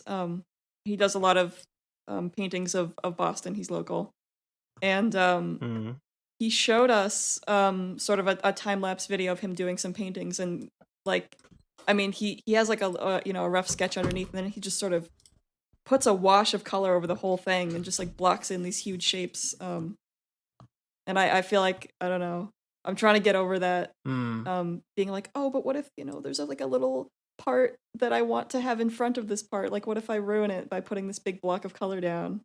Because you can't go over dark parts with light parts. Yeah. I don't know. The way he did it, Yes. it's very much like you need to just be confident. Just put that shit down. Yeah. Slap it on there. Yeah. Art advice I keep getting given is just draw sure lines. Stop trying to go back over your lines. Oh yeah. Everything's gotta be done. Yeah, it's the same. It's the same idea. If you do like bold lines, then you get bold results, and it looks more striking. If you pet your lines in, you just look like a fucking coward. I don't know. Yeah. Soft, weak. Same with watercolor. Like, it looks so good when you're doing watercolor and you have like a section where you just have like one bold brush stroke, and it works. Yeah. That's when it's like, it's really impactful. Oh, yeah. Well, it kind of it kind of ties me into something I was saying. I don't remember if this was in PCP chat or where earlier, about how like I'm trying to think less in general as a human being, because I don't think that people make good decisions necessarily by thinking about them. I think usually people just know, like if they're capable of making a good decision, they will know relatively quickly, and it won't take that much thought. Like, if you have to think about something a whole lot, you're probably not even fit to be like thinking about it. You know what I mean? You mean, yeah, I think I know what you mean. Like if I have to like finically like do my lines, it's because I'm like, I don't know what I'm doing. I don't maybe I will eventually through practice of doing this over and over again. But like ultimately, the way I will get good at drawing lines is not by practicing thinking about them shitty lines until they're good. It's by just keep trying to make good lines until you can do it. Shitty lines don't build to good lines is what I'm trying to say. You have to be trying to make good lines and failing, not like making shittier lines on purpose, I guess. So it's like, that's true. So like, I think that applies to a lot of different aspects of learning, where it's like, if when I write a video, I don't think about it. I just like have a general idea of what it's going to be about, and like probably the first sentence, and then I just write it. It just comes out of me. And like, it used to take more thinking, but now it takes less thinking, and it's getting better, but requiring less thinking, because it's just something I've practiced so much that like it is second nature. It doesn't take thought, and like, I think that's the ideal state you want to be in as a human, is that nothing you're doing takes thought at all. Like, you're just confident that you know what you're doing, and you just do it, For sure. There's a lot of value in confidence in general. That's where I want to be. There's a lot of value, I think, in having, I mean, if you're a visual artist, a sketchbook that that you will never show anyone. That's shit. It can be like a stack of printer paper, and just like bang out really crappy drawings, like in pen. Oh yeah. All over. I do that all the time with like, I don't know, I'm in a call and I'm just sort of fucking around. I open a Photoshop document and I just draw in some crap that I will never show anyone unless there's something funny, and I'll post it. Just bang out like 51-minute sketches on a big page, and then trash it. Like, that's helpful. I've been doing a lot of digital stuff, but I'm recently getting back into some traditional art with the watercolor, and even back into oil painting. And I'm working on a project. I don't think I can say what it is yet, but I'm very excited because there's a guy. It's really cool. He worked on Homestuck stuff, and I'm working with him on an oil Andrew painting. Hussey? It's not Andrew Hussey. And that's almost done. I'm just doing the last bit of it. Can you not say the guy? He didn't tell me not to, but I don't know. But I mean, like it might be like up by the time this episode is up anyway. So like, But You'll find out. The oil painting. What'd you say? God, look at these colors. Look So at these we'll find fucking out. colors. I'm gonna die. I'm gonna die just thinking about them. They look these are amazing. nice I like that colors. pink armor. I like the blue, like the shaggy body Mhm. on that guy with the red head. Yeah, all like- of those I colors, like, they're just really good next to each other. Wayne's cheekbones. The yellow guy. There's something about I'm getting physical flustered. media. It's just There's something about something physical about it. media you can have. It can if you do it, if you lean into it, it can bestow a certain texture on work that you just can't get with like Yeah, a brush. absolutely. I mean, this oil painting that I'm Yeah. doing, I'm if you've seen any of my oil paintings before, there's a painter named Wayne Thibaud. You spell his last name Thiebaud, I think. He's like fucking old as shit. He's like turning 100. Oh, okay. But he's Wow. really inspired how I go about painting, by like really packing on the paint and using the palette knife instead of a brush. Gouache. No, not gouache. Yeah. Oil. Yeah. Um, Oh, okay. Yeah, and just like really packing on the paint, and it's just having it be really thick and sort of, it's like frosting a cake instead of painting a painting is what it feels like. It's like you're sculpting with the paint. That's what I'm doing for this project, and it's really fun. How do you decide what you want to paint or draw? That's where I'm hung up. If I feel like if I just had like, boy, I know exactly what I want to like draw here. It would be a masterpiece. Have you tried drawing without Yeah. thinking about it beforehand and just see what happens? Yeah, that's what I did. I spent 5 minutes doodling a face the other day, and I was like, no, I'll never draw again. This is a mistake. Well, I This mean, is that's your bad. problem. I I don't think you know. know that's your problem, is that you stop. Yeah, maybe. I mean, it's like Maybe. what Digi said, just sort of banging shit out until it sticks, I guess. I don't know. But I also struggle with that, like knowing what like techniques I want to use and like what colors I want to use and stuff, but not having like a clear idea of what it is that I want to make. Yeah. I've been there a bunch. I guess I would just Yeah. say doodle That's where I'm until you're like, oh, I want to expand on this and expand on that. I hate doodling. It's so embarrassing. Embarrassing? It's so embarrassing to like draw something and look at it and be like, what's the Ben, What's the fucking point? What's the point of it's this? amazing that you can be embarrassed by your own judgment. Yeah. Well, I am. Easily. Fair enough. Yeah. Well, you know, it's just like you have in your head something that you imagine when you start doodling. Usually, Yeah.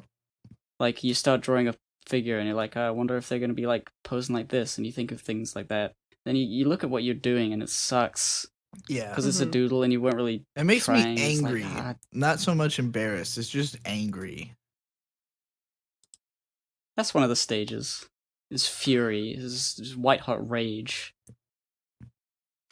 Yeah, I mean, I don't get angry quite so much anymore. I just sort of like, I don't think, I don't feel anything. I'm just like drawing. And I'm like, it sucks. I haven't felt that sense of like blockage only because of the fact that I again have not been holding myself accountable to do anything lately, because I don't want to feel that blockage of like, if I find myself in a position where like nothing is coming out, then my stance is just do something else, like, because otherwise I'm just gonna wallow in it. Like if I wallow in a feeling for more than 5 minutes, it's definitely a waste of time, and I should definitely go do something else. So like, you know, if that means I don't end up making anything for a while, then it just means nothing was going to be made, you know.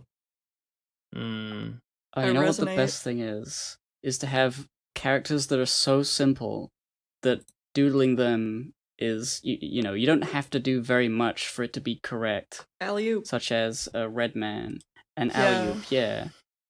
Like Those are good like ways to just, some vent. stupid shit like this, where it's just like I'm just drawing a circle. Oh, it's Redman. He's talking about himself. Gib, you That's have pretty good. like the best character designs, and like I just want like Gib, I just want you to like do these like funny, like stupid little doodles that are you just like bang them out really fast, and they're just like I don't know, your stuff is hilarious. I want you to like just make like a book just of like drawings of this over and over again. Thankfully, Gabe That's does what I want make from you. those. I love that shit. That's Twitter. Well, it was at least. You were doing a lot of these on Twitter for a while. Yeah, like the Redman comics and occasional doodle of things. Yeah, I could maybe. I mean, right now I'm working on making the Bell-Jape book in style of like the Homestuck books where they take the things and they take all of the good parts out of it as it, you know, it's like it's GIFs, it's animations, it's stuff, and then ruin it by putting it on paper, and that's what I'm doing. And so I want that to be fun. That's kind of fun in like an art way in itself, just figuring out how to lay out all these pages and making it look professional and being like, yeah, these terrible drawings that were never meant to be anything I'm putting into like a book. That's almost a joke in and of itself. That's no, it's fun. awesome. But yeah, I could want that definitely book. do another book of like just stupid doodle things. I like Yeah, it. I like physical absolutely. media. I like printing. I like think that would printing be a great shitty MS Paint drawings. I think a book of like like stuff like particularly this Redman one would be a great like coffee table book. Just like have on your table that people flip it open. It's just ridiculous shit. Like what the fuck is that's this what I was book? picturing. Like it would be a great time. I want that shit hardcover. Or I mean, even like I don't know. I had a goal for a while that I did not accomplish until recently, which was fill up an entire sketchbook with drawings that I think look good, scan the whole thing, and put it on Gumroad. And I finally did it, and it's great. And I feel like you could do something like that. Yeah, that could be doable. Yeah, I've gotten good response from the Gumroad book, and I'm really happy. And I'm gonna do another one. And it's quite easy. No, drawing's hard. No. Like it's quite easy to just like scan it and put it up. I mean, and then just like sure, right. Every once in a while, it's like PDF? just a PDF, and every once in a while, it's like someone bought your thing. Just some little passive. How much is it? It's minimum $3, and but a lot of people have been tipping very generously, which I'm very thankful for. Whales. Yeah. Simps. I don't know. I just figured it would be a good idea to be like, look, it's like almost no money, so Yeah. you can't afford not to do it. I bought I should go buy it. I bought Sixton's album the other day. Yes. Was it Songs for Nice Guys? Beats for Nice Guys. Beats for Nice Guys. What that's a great right. album. I bought it. I haven't listened to it yet. It's a great album. Well, you two both did like cover art, right? Yeah. One of did, you did. Yeah. Yeah. I didn't, Lamau. Yeah, and Anthony did one too, or Munchie did one as well. That's Lamau. That's right. I forgot about that. Yeah, it was great. I was like, oh, I'm gonna try, sticking with the physical media kick. I was like, I'm gonna do colored pencil. And I did, and I was like, this looks great. And then I scanned it, and I looked at it on my screen, and it looked like shit. So I did a lot of editing in Photoshop. What, did just the scan didn't read it well, or I don't know. Didn't pick up, something about what was looking wrong at it with on it? the screen. There was just some areas that looked like I don't know how to explain. There was just areas that needed a lot of touching up. I see. Probably unnecessarily. I think there's a lot of I don't know. I do this as an artist. I don't know if you guys do, but there's a lot of moments where you're looking at something you've made and you're like, oh, I gotta fix this fucking thing. It looks stupid. And you fix it and you notice the difference, but no one else would. You're just wasting your time. Yep. Truthfully. I do that way too much. There's a pixel out of the way. I should delete that pixel. That's the wrong pixel. That wasn't intended by me, the artist. Mm-hmm. Yeah. And therefore it is a problem. oh dang, I didn't intend for this watercolor stroke to like blend with the other color and like create a gradient. Like, oh fuck, I gotta delete it. It's ruined. Well, that's the good shit when it blends. Yeah. Yeah. Yeah, when it that face when it blends. That face. Wait. It blends. Here we go. This is MFW. It blends. Whoa. That's what I look like. Good Oh, face. hell yeah. Good blend. Good look. Good look. Oh man, fuck art. It's for losers. Well, Love Ben, art. Yeah. do we want to go to voicemails then? How we've been going for almost 2 hours, haven't we? Hour and hour and a half. Yeah. Okay, yeah. Kazee, you want to stick around for voicemails? Yeah, sure. I forgot about those. Okay. We do them. There's like an average amount today. Let me see. How much is an average amount? Like 7? Maybe 20. Oh, We get a lot. I had there was one day where Munchie was we rapid charge of, fire him. he was in charge of picking which ones went on the show, and so we were listening to them together. So I You had heard a dream? Hmm? Wait, did you say you had a dream? No, where not a this dream. happened? It was not a this dream. happened for it was real. It was real, and it was Oh. that Munchie was in no. charge of picking the voicemails for an episode, and so we listened to all of them, and I could not believe the level of quality, how fucking bad they all were. Like the ones that got in were Wait. just like okay, but the ones that don't Wait, get on the in, PCP? yeah. Wait, oh, that must have been an old episode then. Oh, it right? was. I mean, it was when Munchie was on, so it was quite a while ago. Oh, okay. There are some really fucking yeah, bad no, voicemails. No, they're bad. Yeah, they're really Okay. bad, but it's okay. This one is called Haha Oh, do we Bread. all have to- You guys, Okay. yeah, we're 3, 2, 1. Listen, Oh, click okay. play it all at the same time. All right, 3, 2, 1, go. Hey, so I found this really weird channel. It's called Rotating Bread Studios. It's just a bunch of videos of pictures of PNGs of bread rotating. Check it out. It's prey-based content. I'm there. I can already You're picture there. it all in my Um, mind. I don't feel like I even need to go seek it out. This is Yeah. Like I I'd get be it. shocked. I mean, if there's They a- mean there's a rotating little in more 3D to it. space, No, or just like just an Yeah, image. Yeah, it's just. He said it was just I like already- a flat this- PNG. I've seen the whole thing in my mind now. Although this one has Mike. I didn't 40 expect the Mike Myers in the background of the breads. 43 subscribers on Rotating Bread Studios. Okay. it should be rotating the other way. I don't know why. It just should be. That's That's the your problem. critique. Counterclockwise. The thing that's wrong with Rotating Bread Studios, the bread rotates clockwise, and I hate It's too that. predictable. It's just that Everything particular rotates PNG. clockwise. I It's want the I want same you to PNG shake it in up. everyone. Lamau. It's just like the flat side should be like pushing down. It doesn't matter. Move on. Okay. Next voicemail. Okay. Next one is called A Message from Our Troops. 3, 2, 1, go. Okay, so I'm in the Navy, and I just returned from a 6-month deployment, and what do I find when I get back? Gib and Digi have drank so much soy that they are now women.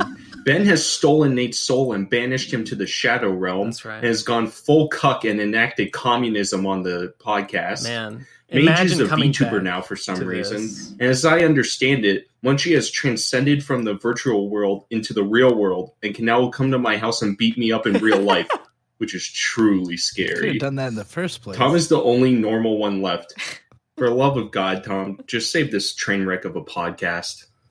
Oh, is I this can't what tell you if were... that was serious or a I think joke. that was a It joke. feels like a joke. Tom- Is this what you were talking I Yeah. about like earlier? that Tom is the most. I think it was a normal joke one. with just kind of a weak punchline. Tom, who was going Hmm? to like live in his car and make like CG in a car. It was like the most normal. This is a It's thing. true. Tom, I think a lot of people say. I think some people say Tom is the is the normal Tom one. is- But I think Tom is just the one that nobody has a Tom problem is the with. voice of reason. That does not make him the normal one. None of us Mhm. are the normal one. There's no such thing as a normal PCP member. Tom is safe Applejack. and uncontroversial. Tom is the Applejack of the PCP. So the hot one. Yeah, Fair. that's right. Very fair. That's right. He wears the boots, the the boots. Yeah. It looks great. The next one is called "Just Kill Them." 3, 2, 1, go.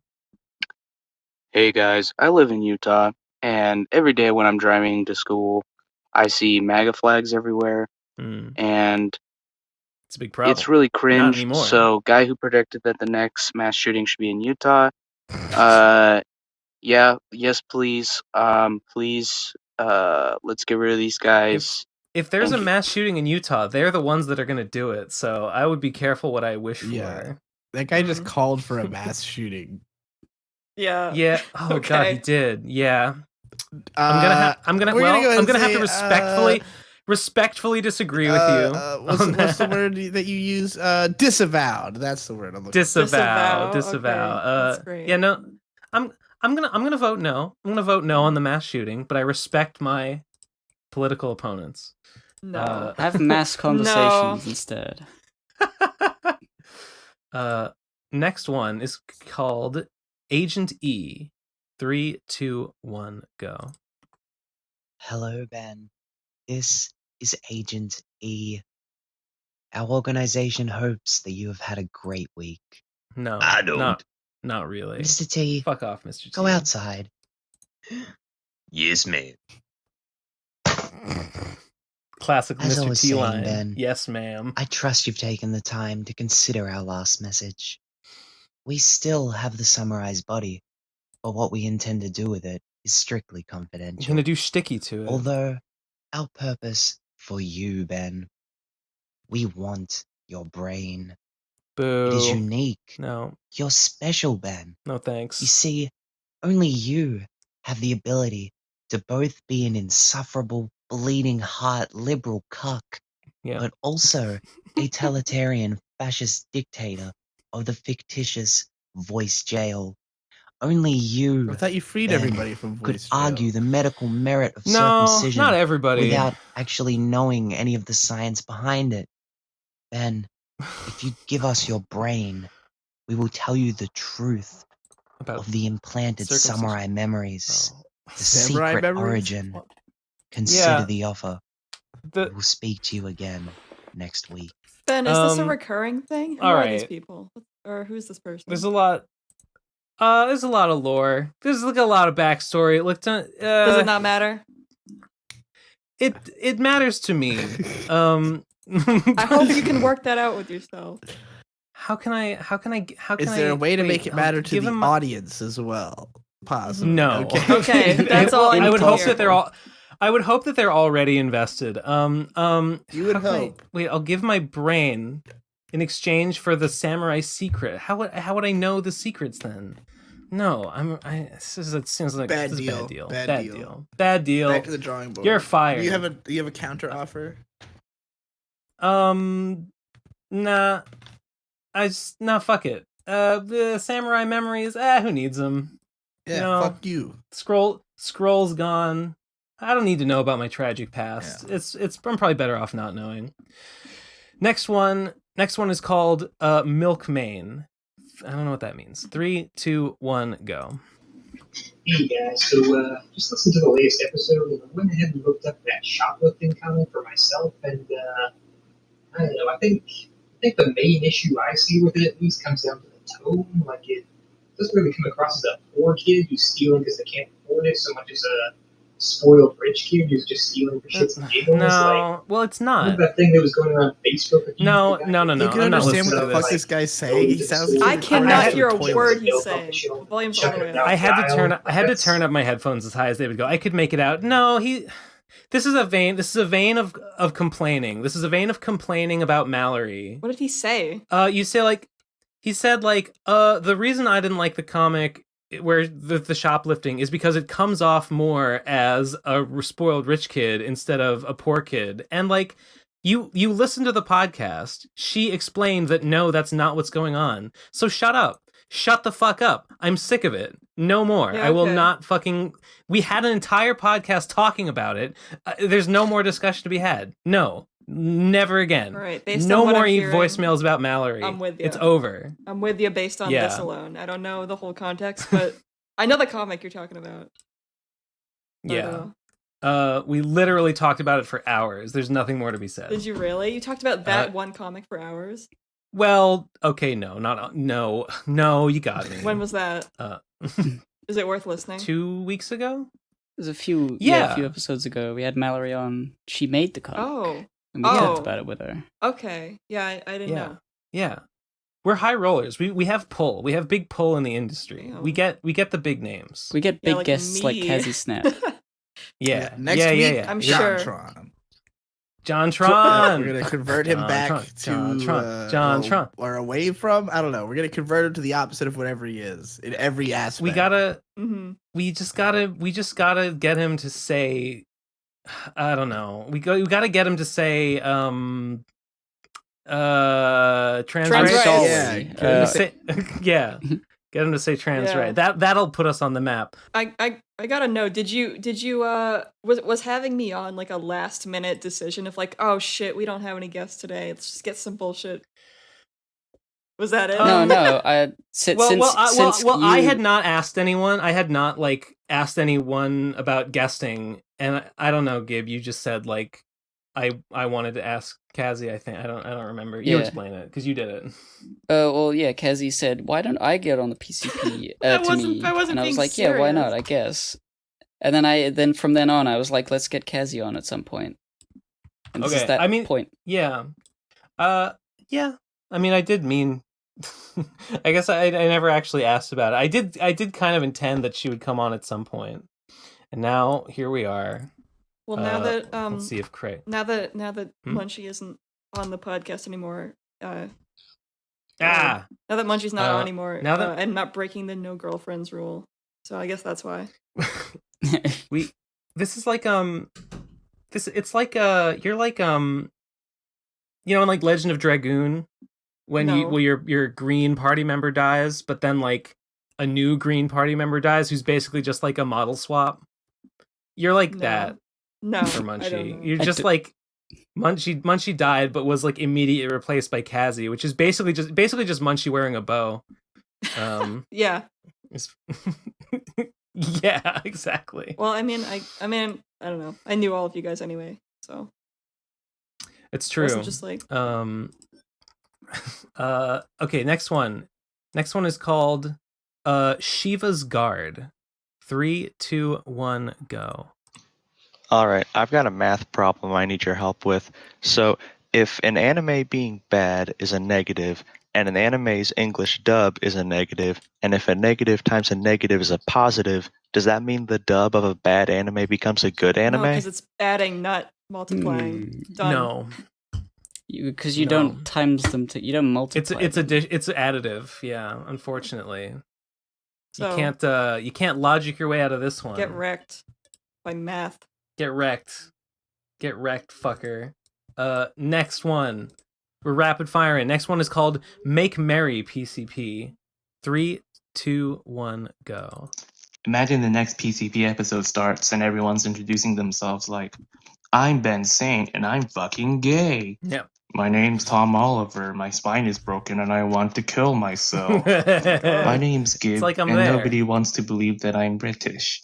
And I'm Mary, the newest member of the Pro Crastinators podcast. Like, whoa, wouldn't that be sick if Mary was the newest member of the Pro Crastinators podcast? Guys, you need to make Mary the newest member of the Pro Crastinators podcast. That would be so sick. You should message Mary on Twitter or wherever and be like, hey, join. You should be the newest member of the PCP. I thought I was going to be the new mage after Mage left. I was going to be like the girl replacement. Yeah, But now Mary's the new mage. Mary's the new mage. Kazee's the new Munchie. Who else died? I don't know. Cybershell is the new Nate. Yeah, that makes sense. What about FitMC? Oh no, FitMC would be the new Nate. Cybershell would be the new Devu, obviously. Who's the new Mumkey and Jeff?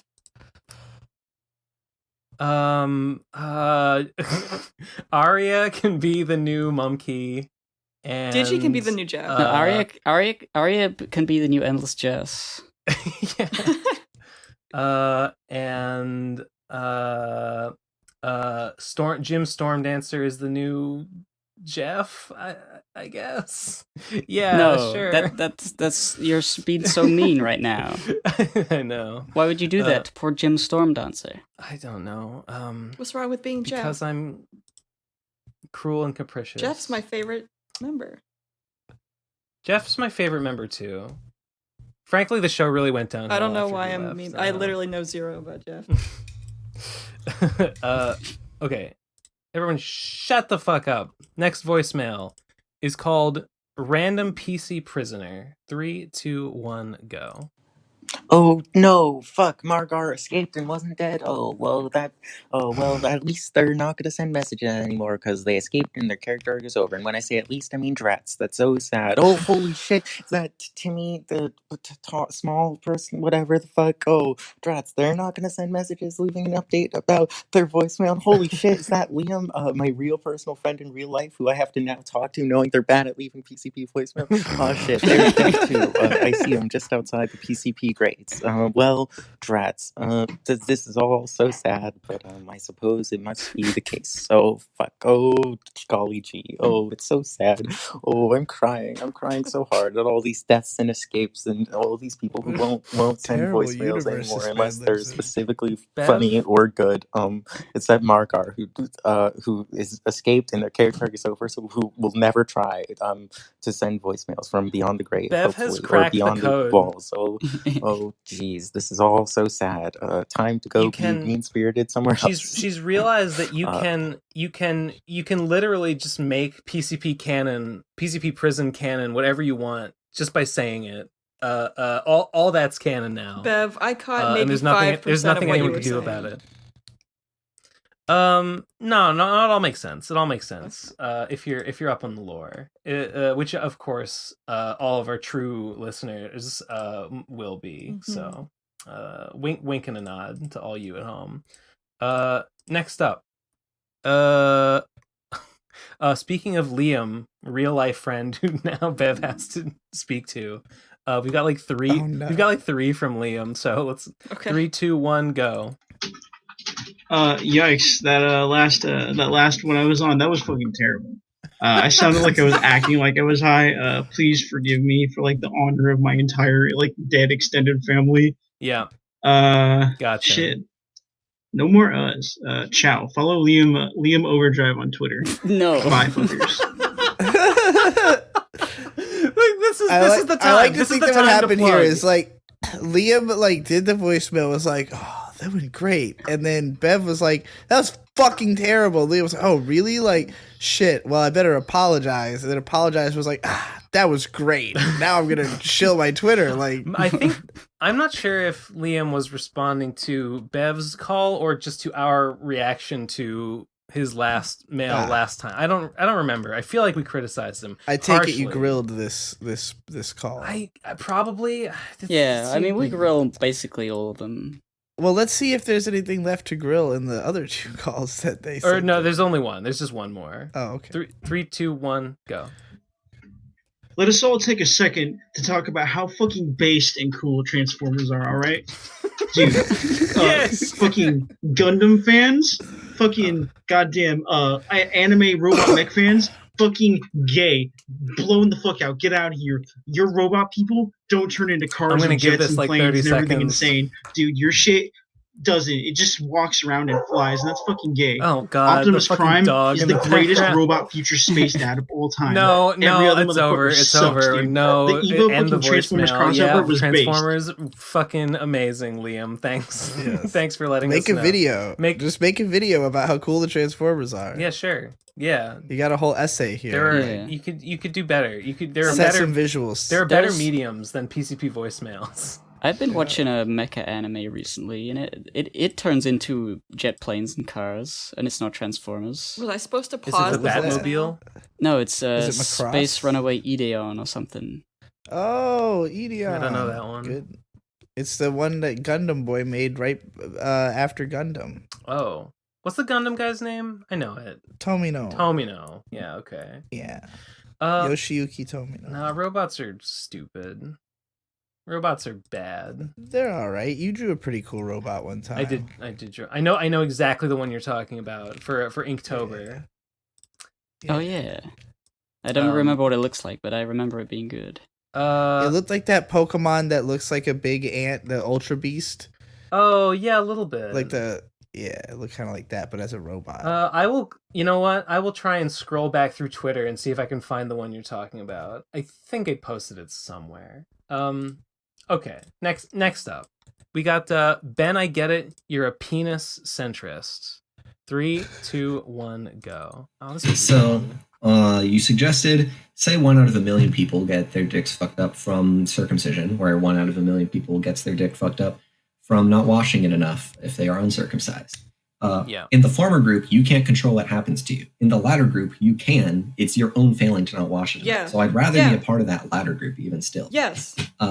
Additionally, yes. The comparison to vaccines, idiot. Vaccines have a very tangible benefit and have far less pain than the circumcision. And I know, the pain doesn't really matter. It's ephemeral. Like, who really cares? The pain is just like an addendum to the fact that it is still otherwise neutral. The point is, if it doesn't matter, then why bother with this thing that just has basically no benefit, has a very slight risk of things going worse, and like kind of sucks for a couple seconds. Like there's no point in bothering. If circumcision didn't already exist, we wouldn't like create it. There would be no need to create it. Like if I could say, suppose that your armpits could never get stinky if you skinned them as a baby, and it's ephemeral pain that you won't remember. And you won't have to put deodorant on, but it's like we wouldn't do that if it were possible because that's stupid. Just wear deodorant. Okay, isn't this? I agree. This seems like the most obvious argument. Like he's right. No, like I don't even know why you guys had this argument. His first argument is wrong. But I agree that if it didn't exist, we probably wouldn't invent it. In most cases, it's like, yeah. True, you're right about that, but I really hate the first part where you're like, I lay out this hypothetical where, what if 1 in a million people who's circumcised loses their dick versus 1 in a million people who isn't circumcised, loses their dick for a different reason. Like, I know that's not necessarily the case. In this hypothetical situation, it's like, I would rather be the second one because it's my choice. Like, no, like that doesn't matter. Like, if you fucking lose your dick for whatever reason, you currently would not rather to have made the choice that led you to lose your dick. You would be talking about how much of a fucking moron you had been your whole life. It doesn't matter whether it was your choice or not. I'm positing that for whatever reason, in each scenario, one person loses their dick, and it's equally bad. Wait. The whole point of that scenario is that it's equally bad, and I won't do this. At least then it would have been my choice. Like, who gives a fuck? I hate that. How do you lose I hate your that dick? Argument. How do you lose your dick? In the second, it literally doesn't matter. The details don't matter. It's like, I don't know, one person in a million doesn't wash their dick and it gets infected and they have to have it amputated. They the deserve details it. aren't important. Take care of your dick or lose it.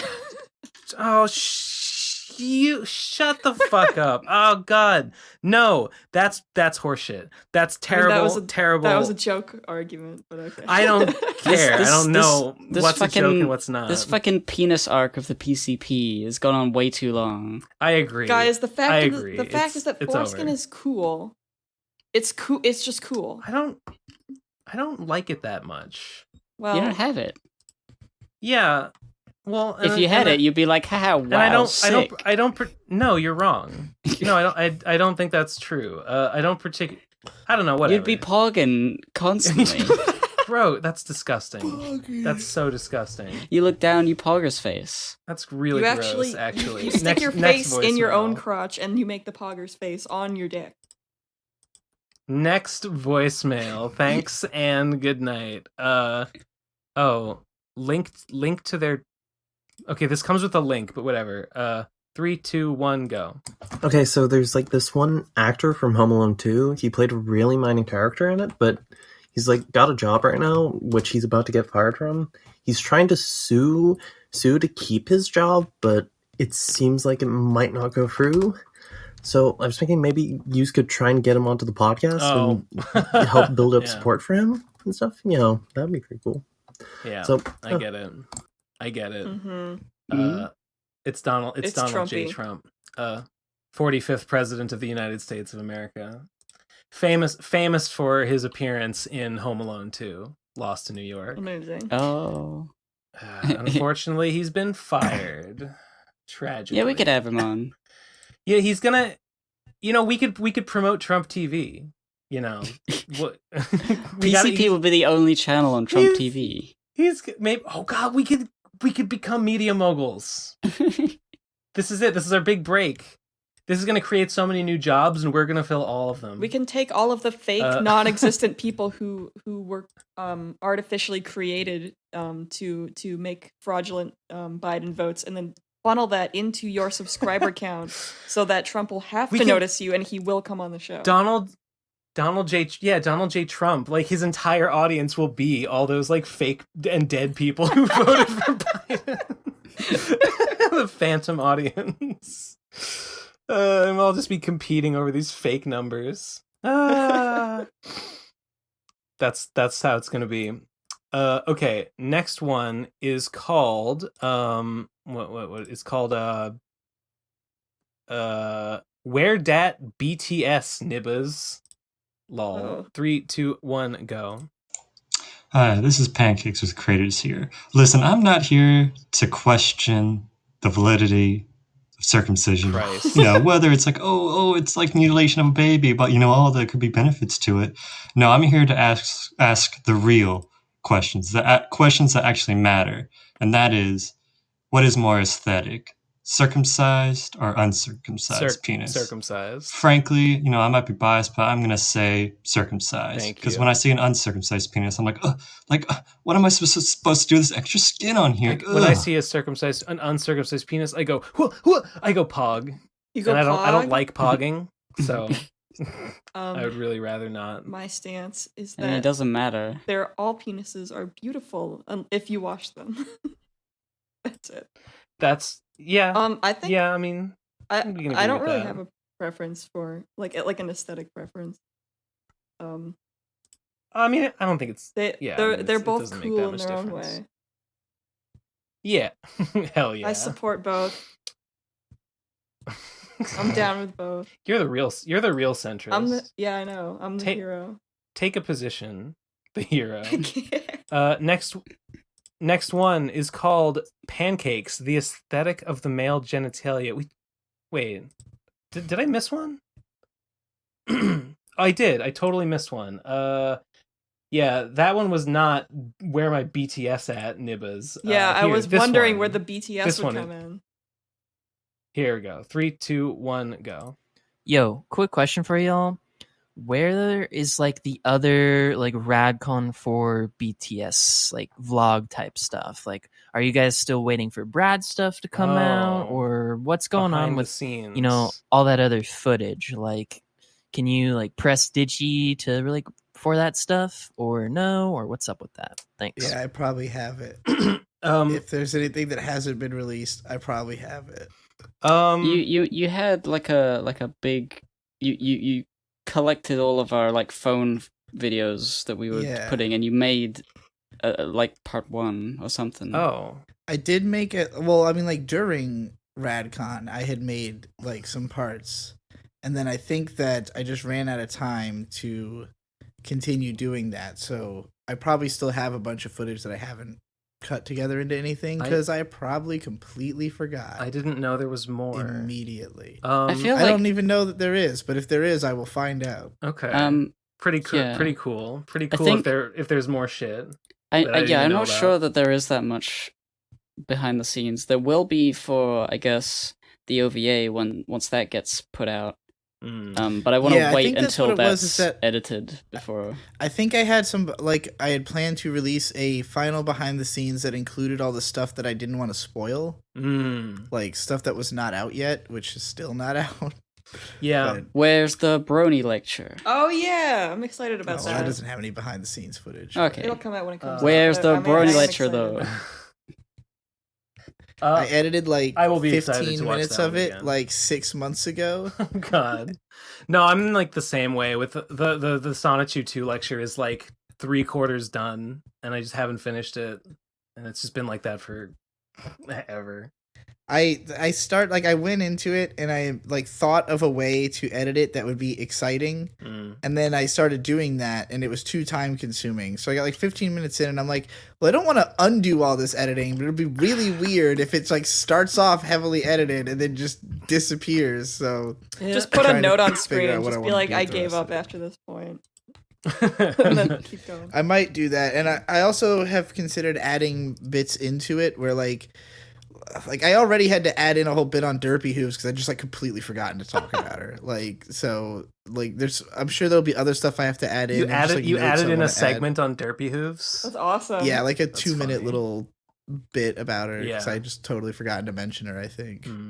Just the extrapolation of so much out of a character design. I think that I don't know, when I rewatching the Sonichu lecture, I feel like there's more I could have said. I feel like I definitely didn't say everything. Which add it in post. I guess I could add it in post, but maybe I'd rather just leave it for a number, a hypothetical number 3 at some point. Could be done. Yeah, You should do what Nate does and put your face over footage of you speaking, and then put your face over the face of you in the actual lecture, and pause the lecture while you do it. Wait, put you know my what face. He does? No. Whenever Nate has something that he forgot to say during his bit where he's speaking to the camera, he'll pause the video and then put a bit of him with a shitty webcam camera speaking footage, and then put that over his own head. Oh, okay. In a lecture? I don't know, not maybe in a lecture, just in general. in videos. Weagawas and stuff. Okay. Well, maybe if there's something, I would do it if I felt like there was something that the audience really needs to know about to understand the context of what I'm about to say. Right. Yeah. I thought about it for a couple we got minutes. Any voicemails left? I think there's a few more. I think uncircumcised might actually be a little bit cooler. I thought about it. I might be leaning towards that. Highly agree. I don't know what the difference is. What do you mean? More when they're more erect, cushion they for the look pushing. exactly the same. There's nothing. There's not no always. difference. It's pretty similar, yeah. It's the only important part. You're forgetting the if magic it's not of the erect by the half-hard time it's out of the dick. pants, then it's not even happening. That's not true. What about a half-hard dick? They just look cool. What? Aesthetically, that's it. The half-hard dick is often forgotten. The half beauty. chub is pretty cool. Yeah. Sort of a leaning I will tower. agree. I'll agree with that. Okay. Withered finger. Next one is called Phallic Person Redux. Lamau. Amazing. Wait. I gotta upload it. There it is. Okay. 3, 2, 1, go. Hey, I heard you had a big cock. Nice. Sick. I wonder what this guy thinks about circumcision. That's awesome. You know what? Aesthetically. Voice grail. Voice grail. All I think the should way. we put phallic person in the voice grail? I think Yeah. Yeah, I agree. He's put in so much legwork. They've made multiple voicemails of just saying, "Hey, heard you had a nice or a big penis, big cock, nice." Yeah, it's always such a treat. Such a boost to my morale. Yeah. So let's phallic person. You're in the grail. You ascend. Ah, the light shines down, and you ascend into fucking the realms beyond. Congratulations. You have done good work. Congratulations. Good job. Next up is Timmysaurus. Here we go. 3, 2, 1, go. Hello, I've just listened to the Gloomy cast. And if you have depression, what helps a lot of people is taking magic mushrooms, specifically high doses. Studies have shown that it helps quite a lot. It also makes you more creative by a lot. And it doesn't make you. It's very safe to consume. Creative. Also, cancer patients approve. Okay. All right. Everything he said is true. I was just talking to this guy, 17 on Twitter. I've never heard of anyone. I've never heard of anyone ODing on magic mushrooms. Yeah, there's nothing unsafe about mushrooms other than if you happen to be tripping balls and do something retarded because you're already insane. Okay. Yeah. I've never done a drug, but I've always wondered though. Well, never they're done fun. a drug. I tried. I do them every day. I got mushrooms from a guy one time and I ate them, but like they didn't work. I think they were old and like had like lost their power. Yeah. Well, that's unfortunate. Well, I mean, I guess I drink sometimes. I only drink with Ben. They're good for depression, supposedly. The mushroom. Well, that sounds like a recipe for just constantly needing more of them. And not actually fixing depression. It's like the way that like doing major psychedelics will like open your mind to such a way that you might be like decompressing about it for like fucking forever afterwards. So it could be like a more long-term solution than that, you know. Well, you see all kinds of crazy shit, then you want to think about it. If it's super safe, then I guess I wouldn't be averse to the idea of doing it at some point. I would only do it with someone just to give it a try. Really, I did a weed. I smoked a bit of a weed. Just come to America, do some acid and the acid that's different, isn't it? Shrooms and I don't think I ever You tell me, Himba. I do it all the time. You tell me how safe it is. I don't know. It's fun to do. I'll tell you that much. Nah, I've heard acid is the thing that killed. Well, not killed. Well, maybe it did kill, but like it made the original Pink Floyd guy lose his mind. What's acid like? I mean, he was in Pink Floyd. How like I guess they must have done a lot of acid, but I think it was acid. But it's I don't know. Acid's not usually known for. I mean, it can't make you insane. It might activate the fact that you're insane. What is acid like? Drugs don't make you crazy. Basically, your brain stops sorting between what data is or isn't important, and so everything because you cannot. Like, if you're trying to look at something, it's going to look like it's moving because of the fact that your brain can't, ignore enough things to make it look solid anymore. You know what I mean?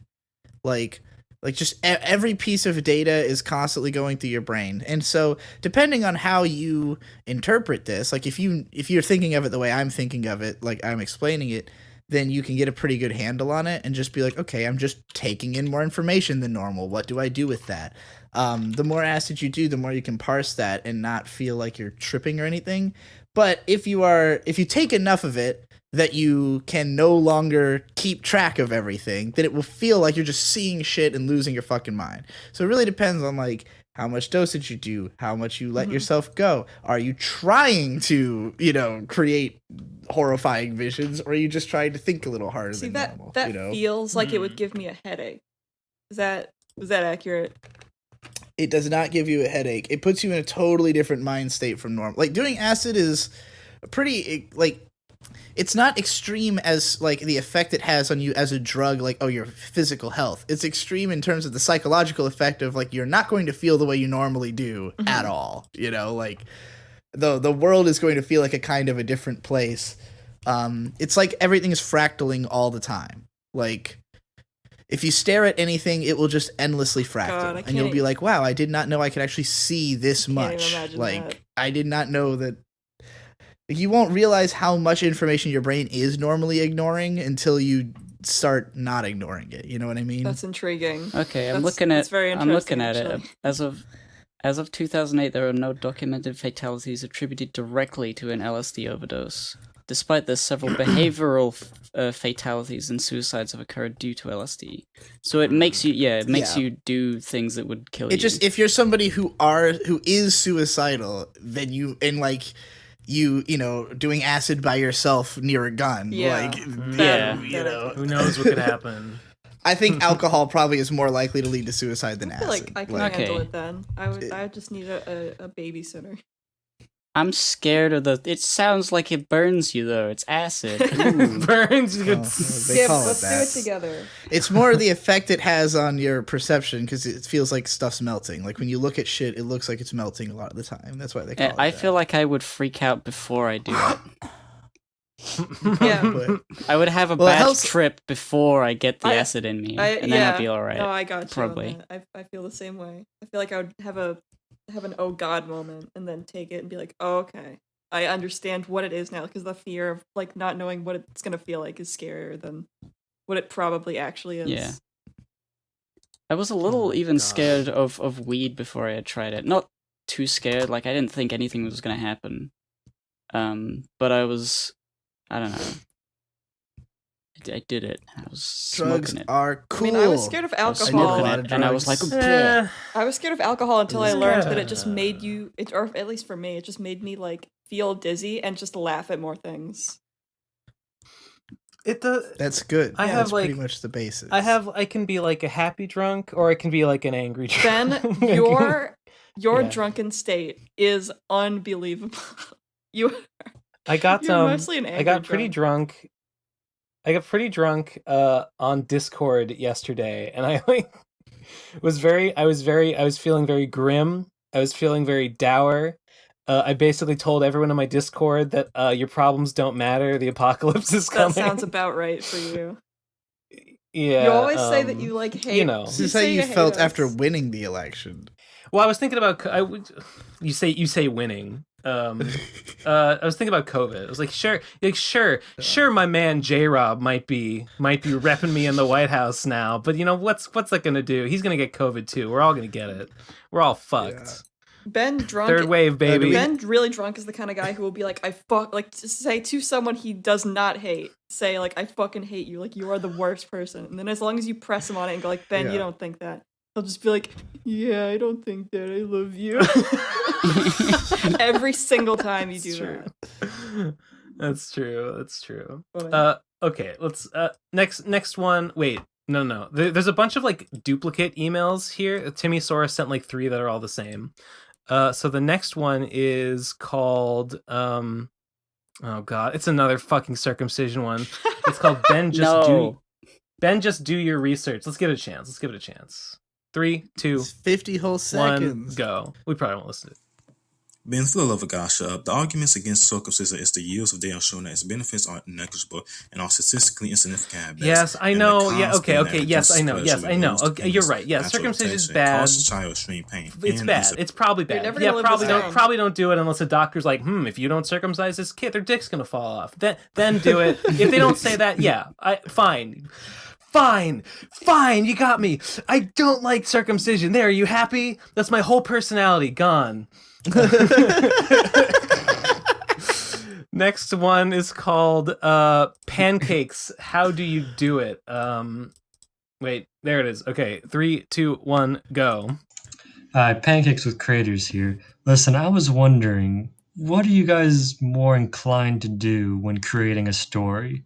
Do you create cool characters and like create a world around them, or do you create a world and then like just start writing it with characters? Just start writing. Is this like an architect versus gardener sort of quandary? I think Digi would have more of a.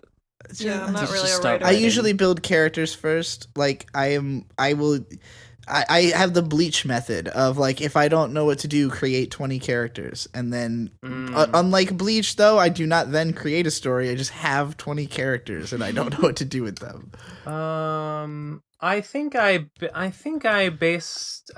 do like an events based. Like it's not so much that I have like a character or a setting. I just have like an event that I build a story around, like a climactic moment. Then I'm like, and I see that a better way. And I see that moment, and I'm like, okay, how can I build a story that builds to that? That's how they wrote the entire third series of Where are the blocks that I'm starting with? Yeah. And it worked. Personally, I feel like I'm not anywhere near good enough at making stories to like offer advice.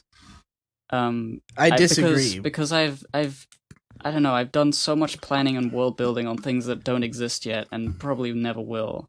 Well, that's not even like when I think storytelling, like I don't think about like building an entire fucking world and all that. Like you've told tons of stories. Like you do tell stories good. Yeah, I mean, when it comes to those, they definitely start with a character and a point A and point B. Like Lord of Ghosts is. I know what the whole thing is going to be. Your stories tend to be like very movement based. Like it's always about like a character moving through an environment. I've noticed like almost always.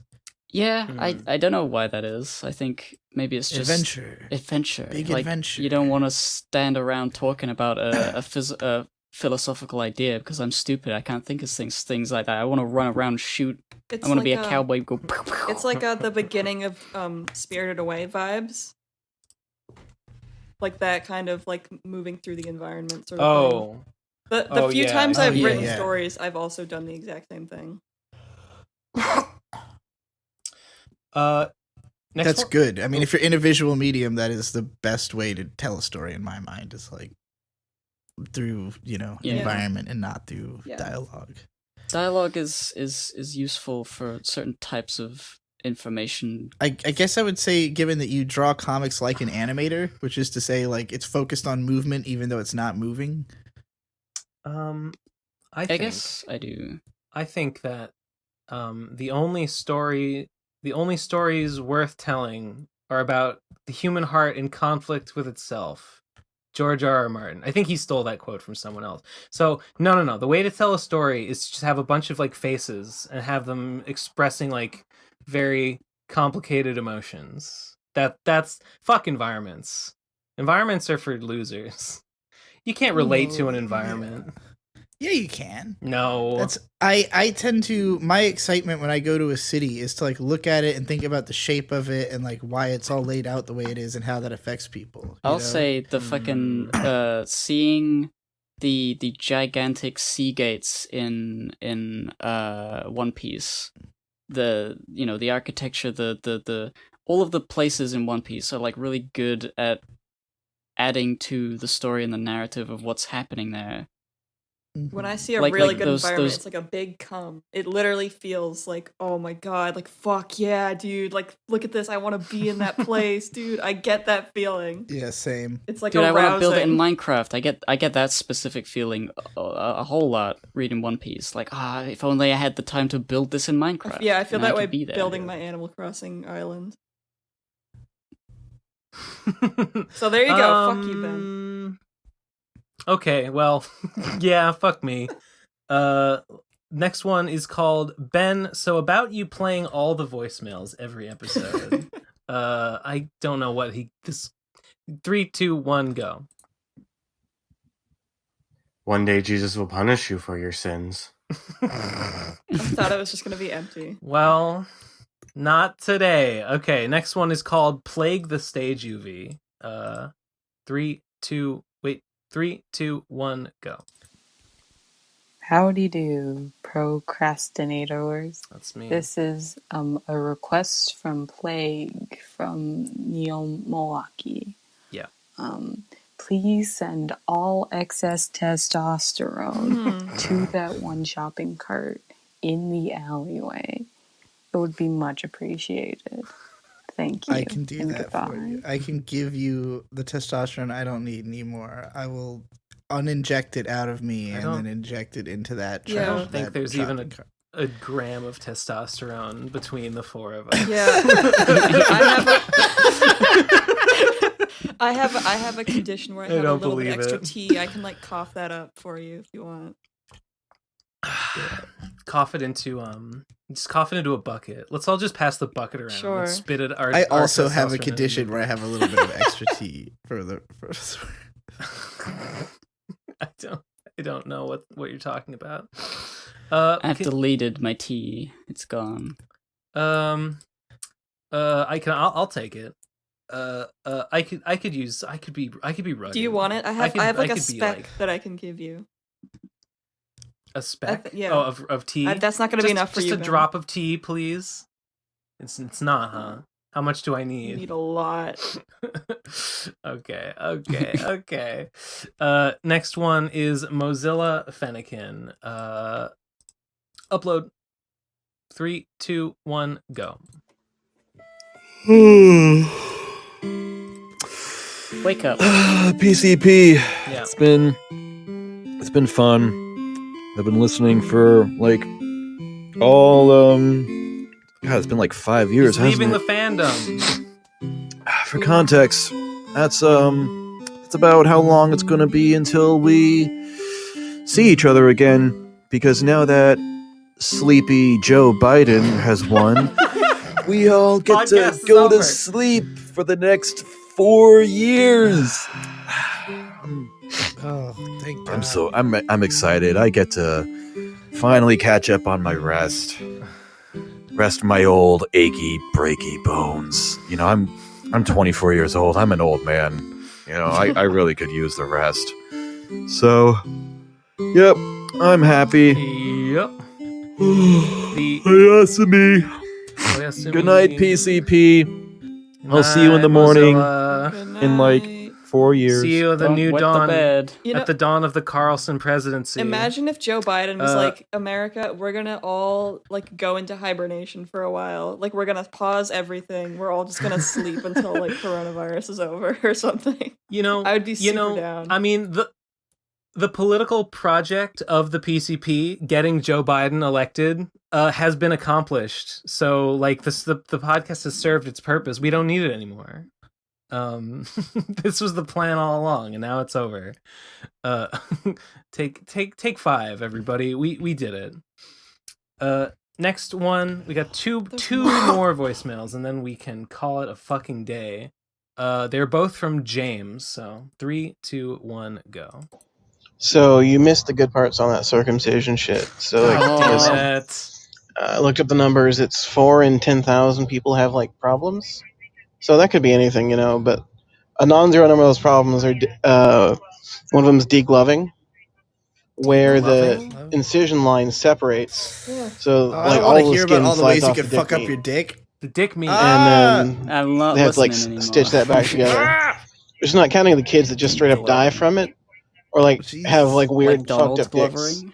Remember Epstein's egg dick?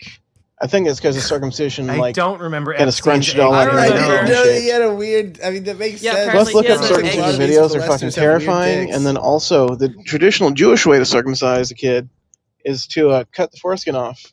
Then the moil sucks the blood out. Hell yeah. And kids get herpes and die from that shit too. Blood libel, baby. Shit's fucking wild. Okay, and then 5 seconds of silence. Okay. You know what? I mean, if the number is 4 in 10,000, then that's probably too high. So, that sounds pretty bad. Maybe circumcision bad after all. Whoopsie daisy. You came around, Ben. Congratulations. The more you know. There's another one. There's one more from James. More circumcision talk. We're almost there. 3, 2, 1, go. I've been thinking about this one for a minute and just got the chance. So fucking listen. Utilitarianism. There's the most mathematically pure and simple way to describe it. It's collecting slime. Yeah. Yeah. So like that's right. you want to do the things that make good slime in people's brains and not do the things that make bad slime. Like the There's no example you such thing gave as of like bad what if slime. you're gay and everyone in the room is mad about You're it? thinking of sludge. If they kill you, that gets rid of all their bad slime. What? So you think that's good, right? Wrong. Now every time they see their friend's ass in the gym, they have to worry about getting killed. So there's way more bad slime. So if you just think about it as a fraction of the good slimes, like you get that dopamine, you get that serotonin, you get the oxytocin, all those good slimes, compare it to like the bad slimes, like the cortisol, the adrenaline, the norepinephrine, all those slimes. Fuck those fucking slimes. You gotta keep those cop killer slimes coming and fuck those rowdy boy slimes. Yeah, okay. All right. So Yep. maximize the good slimes. Maximize the testosterone, minimize the estrogen is what he's saying. What a great note to end on. Right? I don't fucking know, Did dude. I follow? Nice. Fuck yeah. We did it. We listened to them all. And just in time, because I'm pretty sure I've got some Brut Cuvée sparkling wine waiting for me downstairs so I can get mad at my Discord again. Dude, I've got some drugs waiting for me, so I'm excited too. I've got a bottle of red cooking wine. Cheers. I'm gonna down that.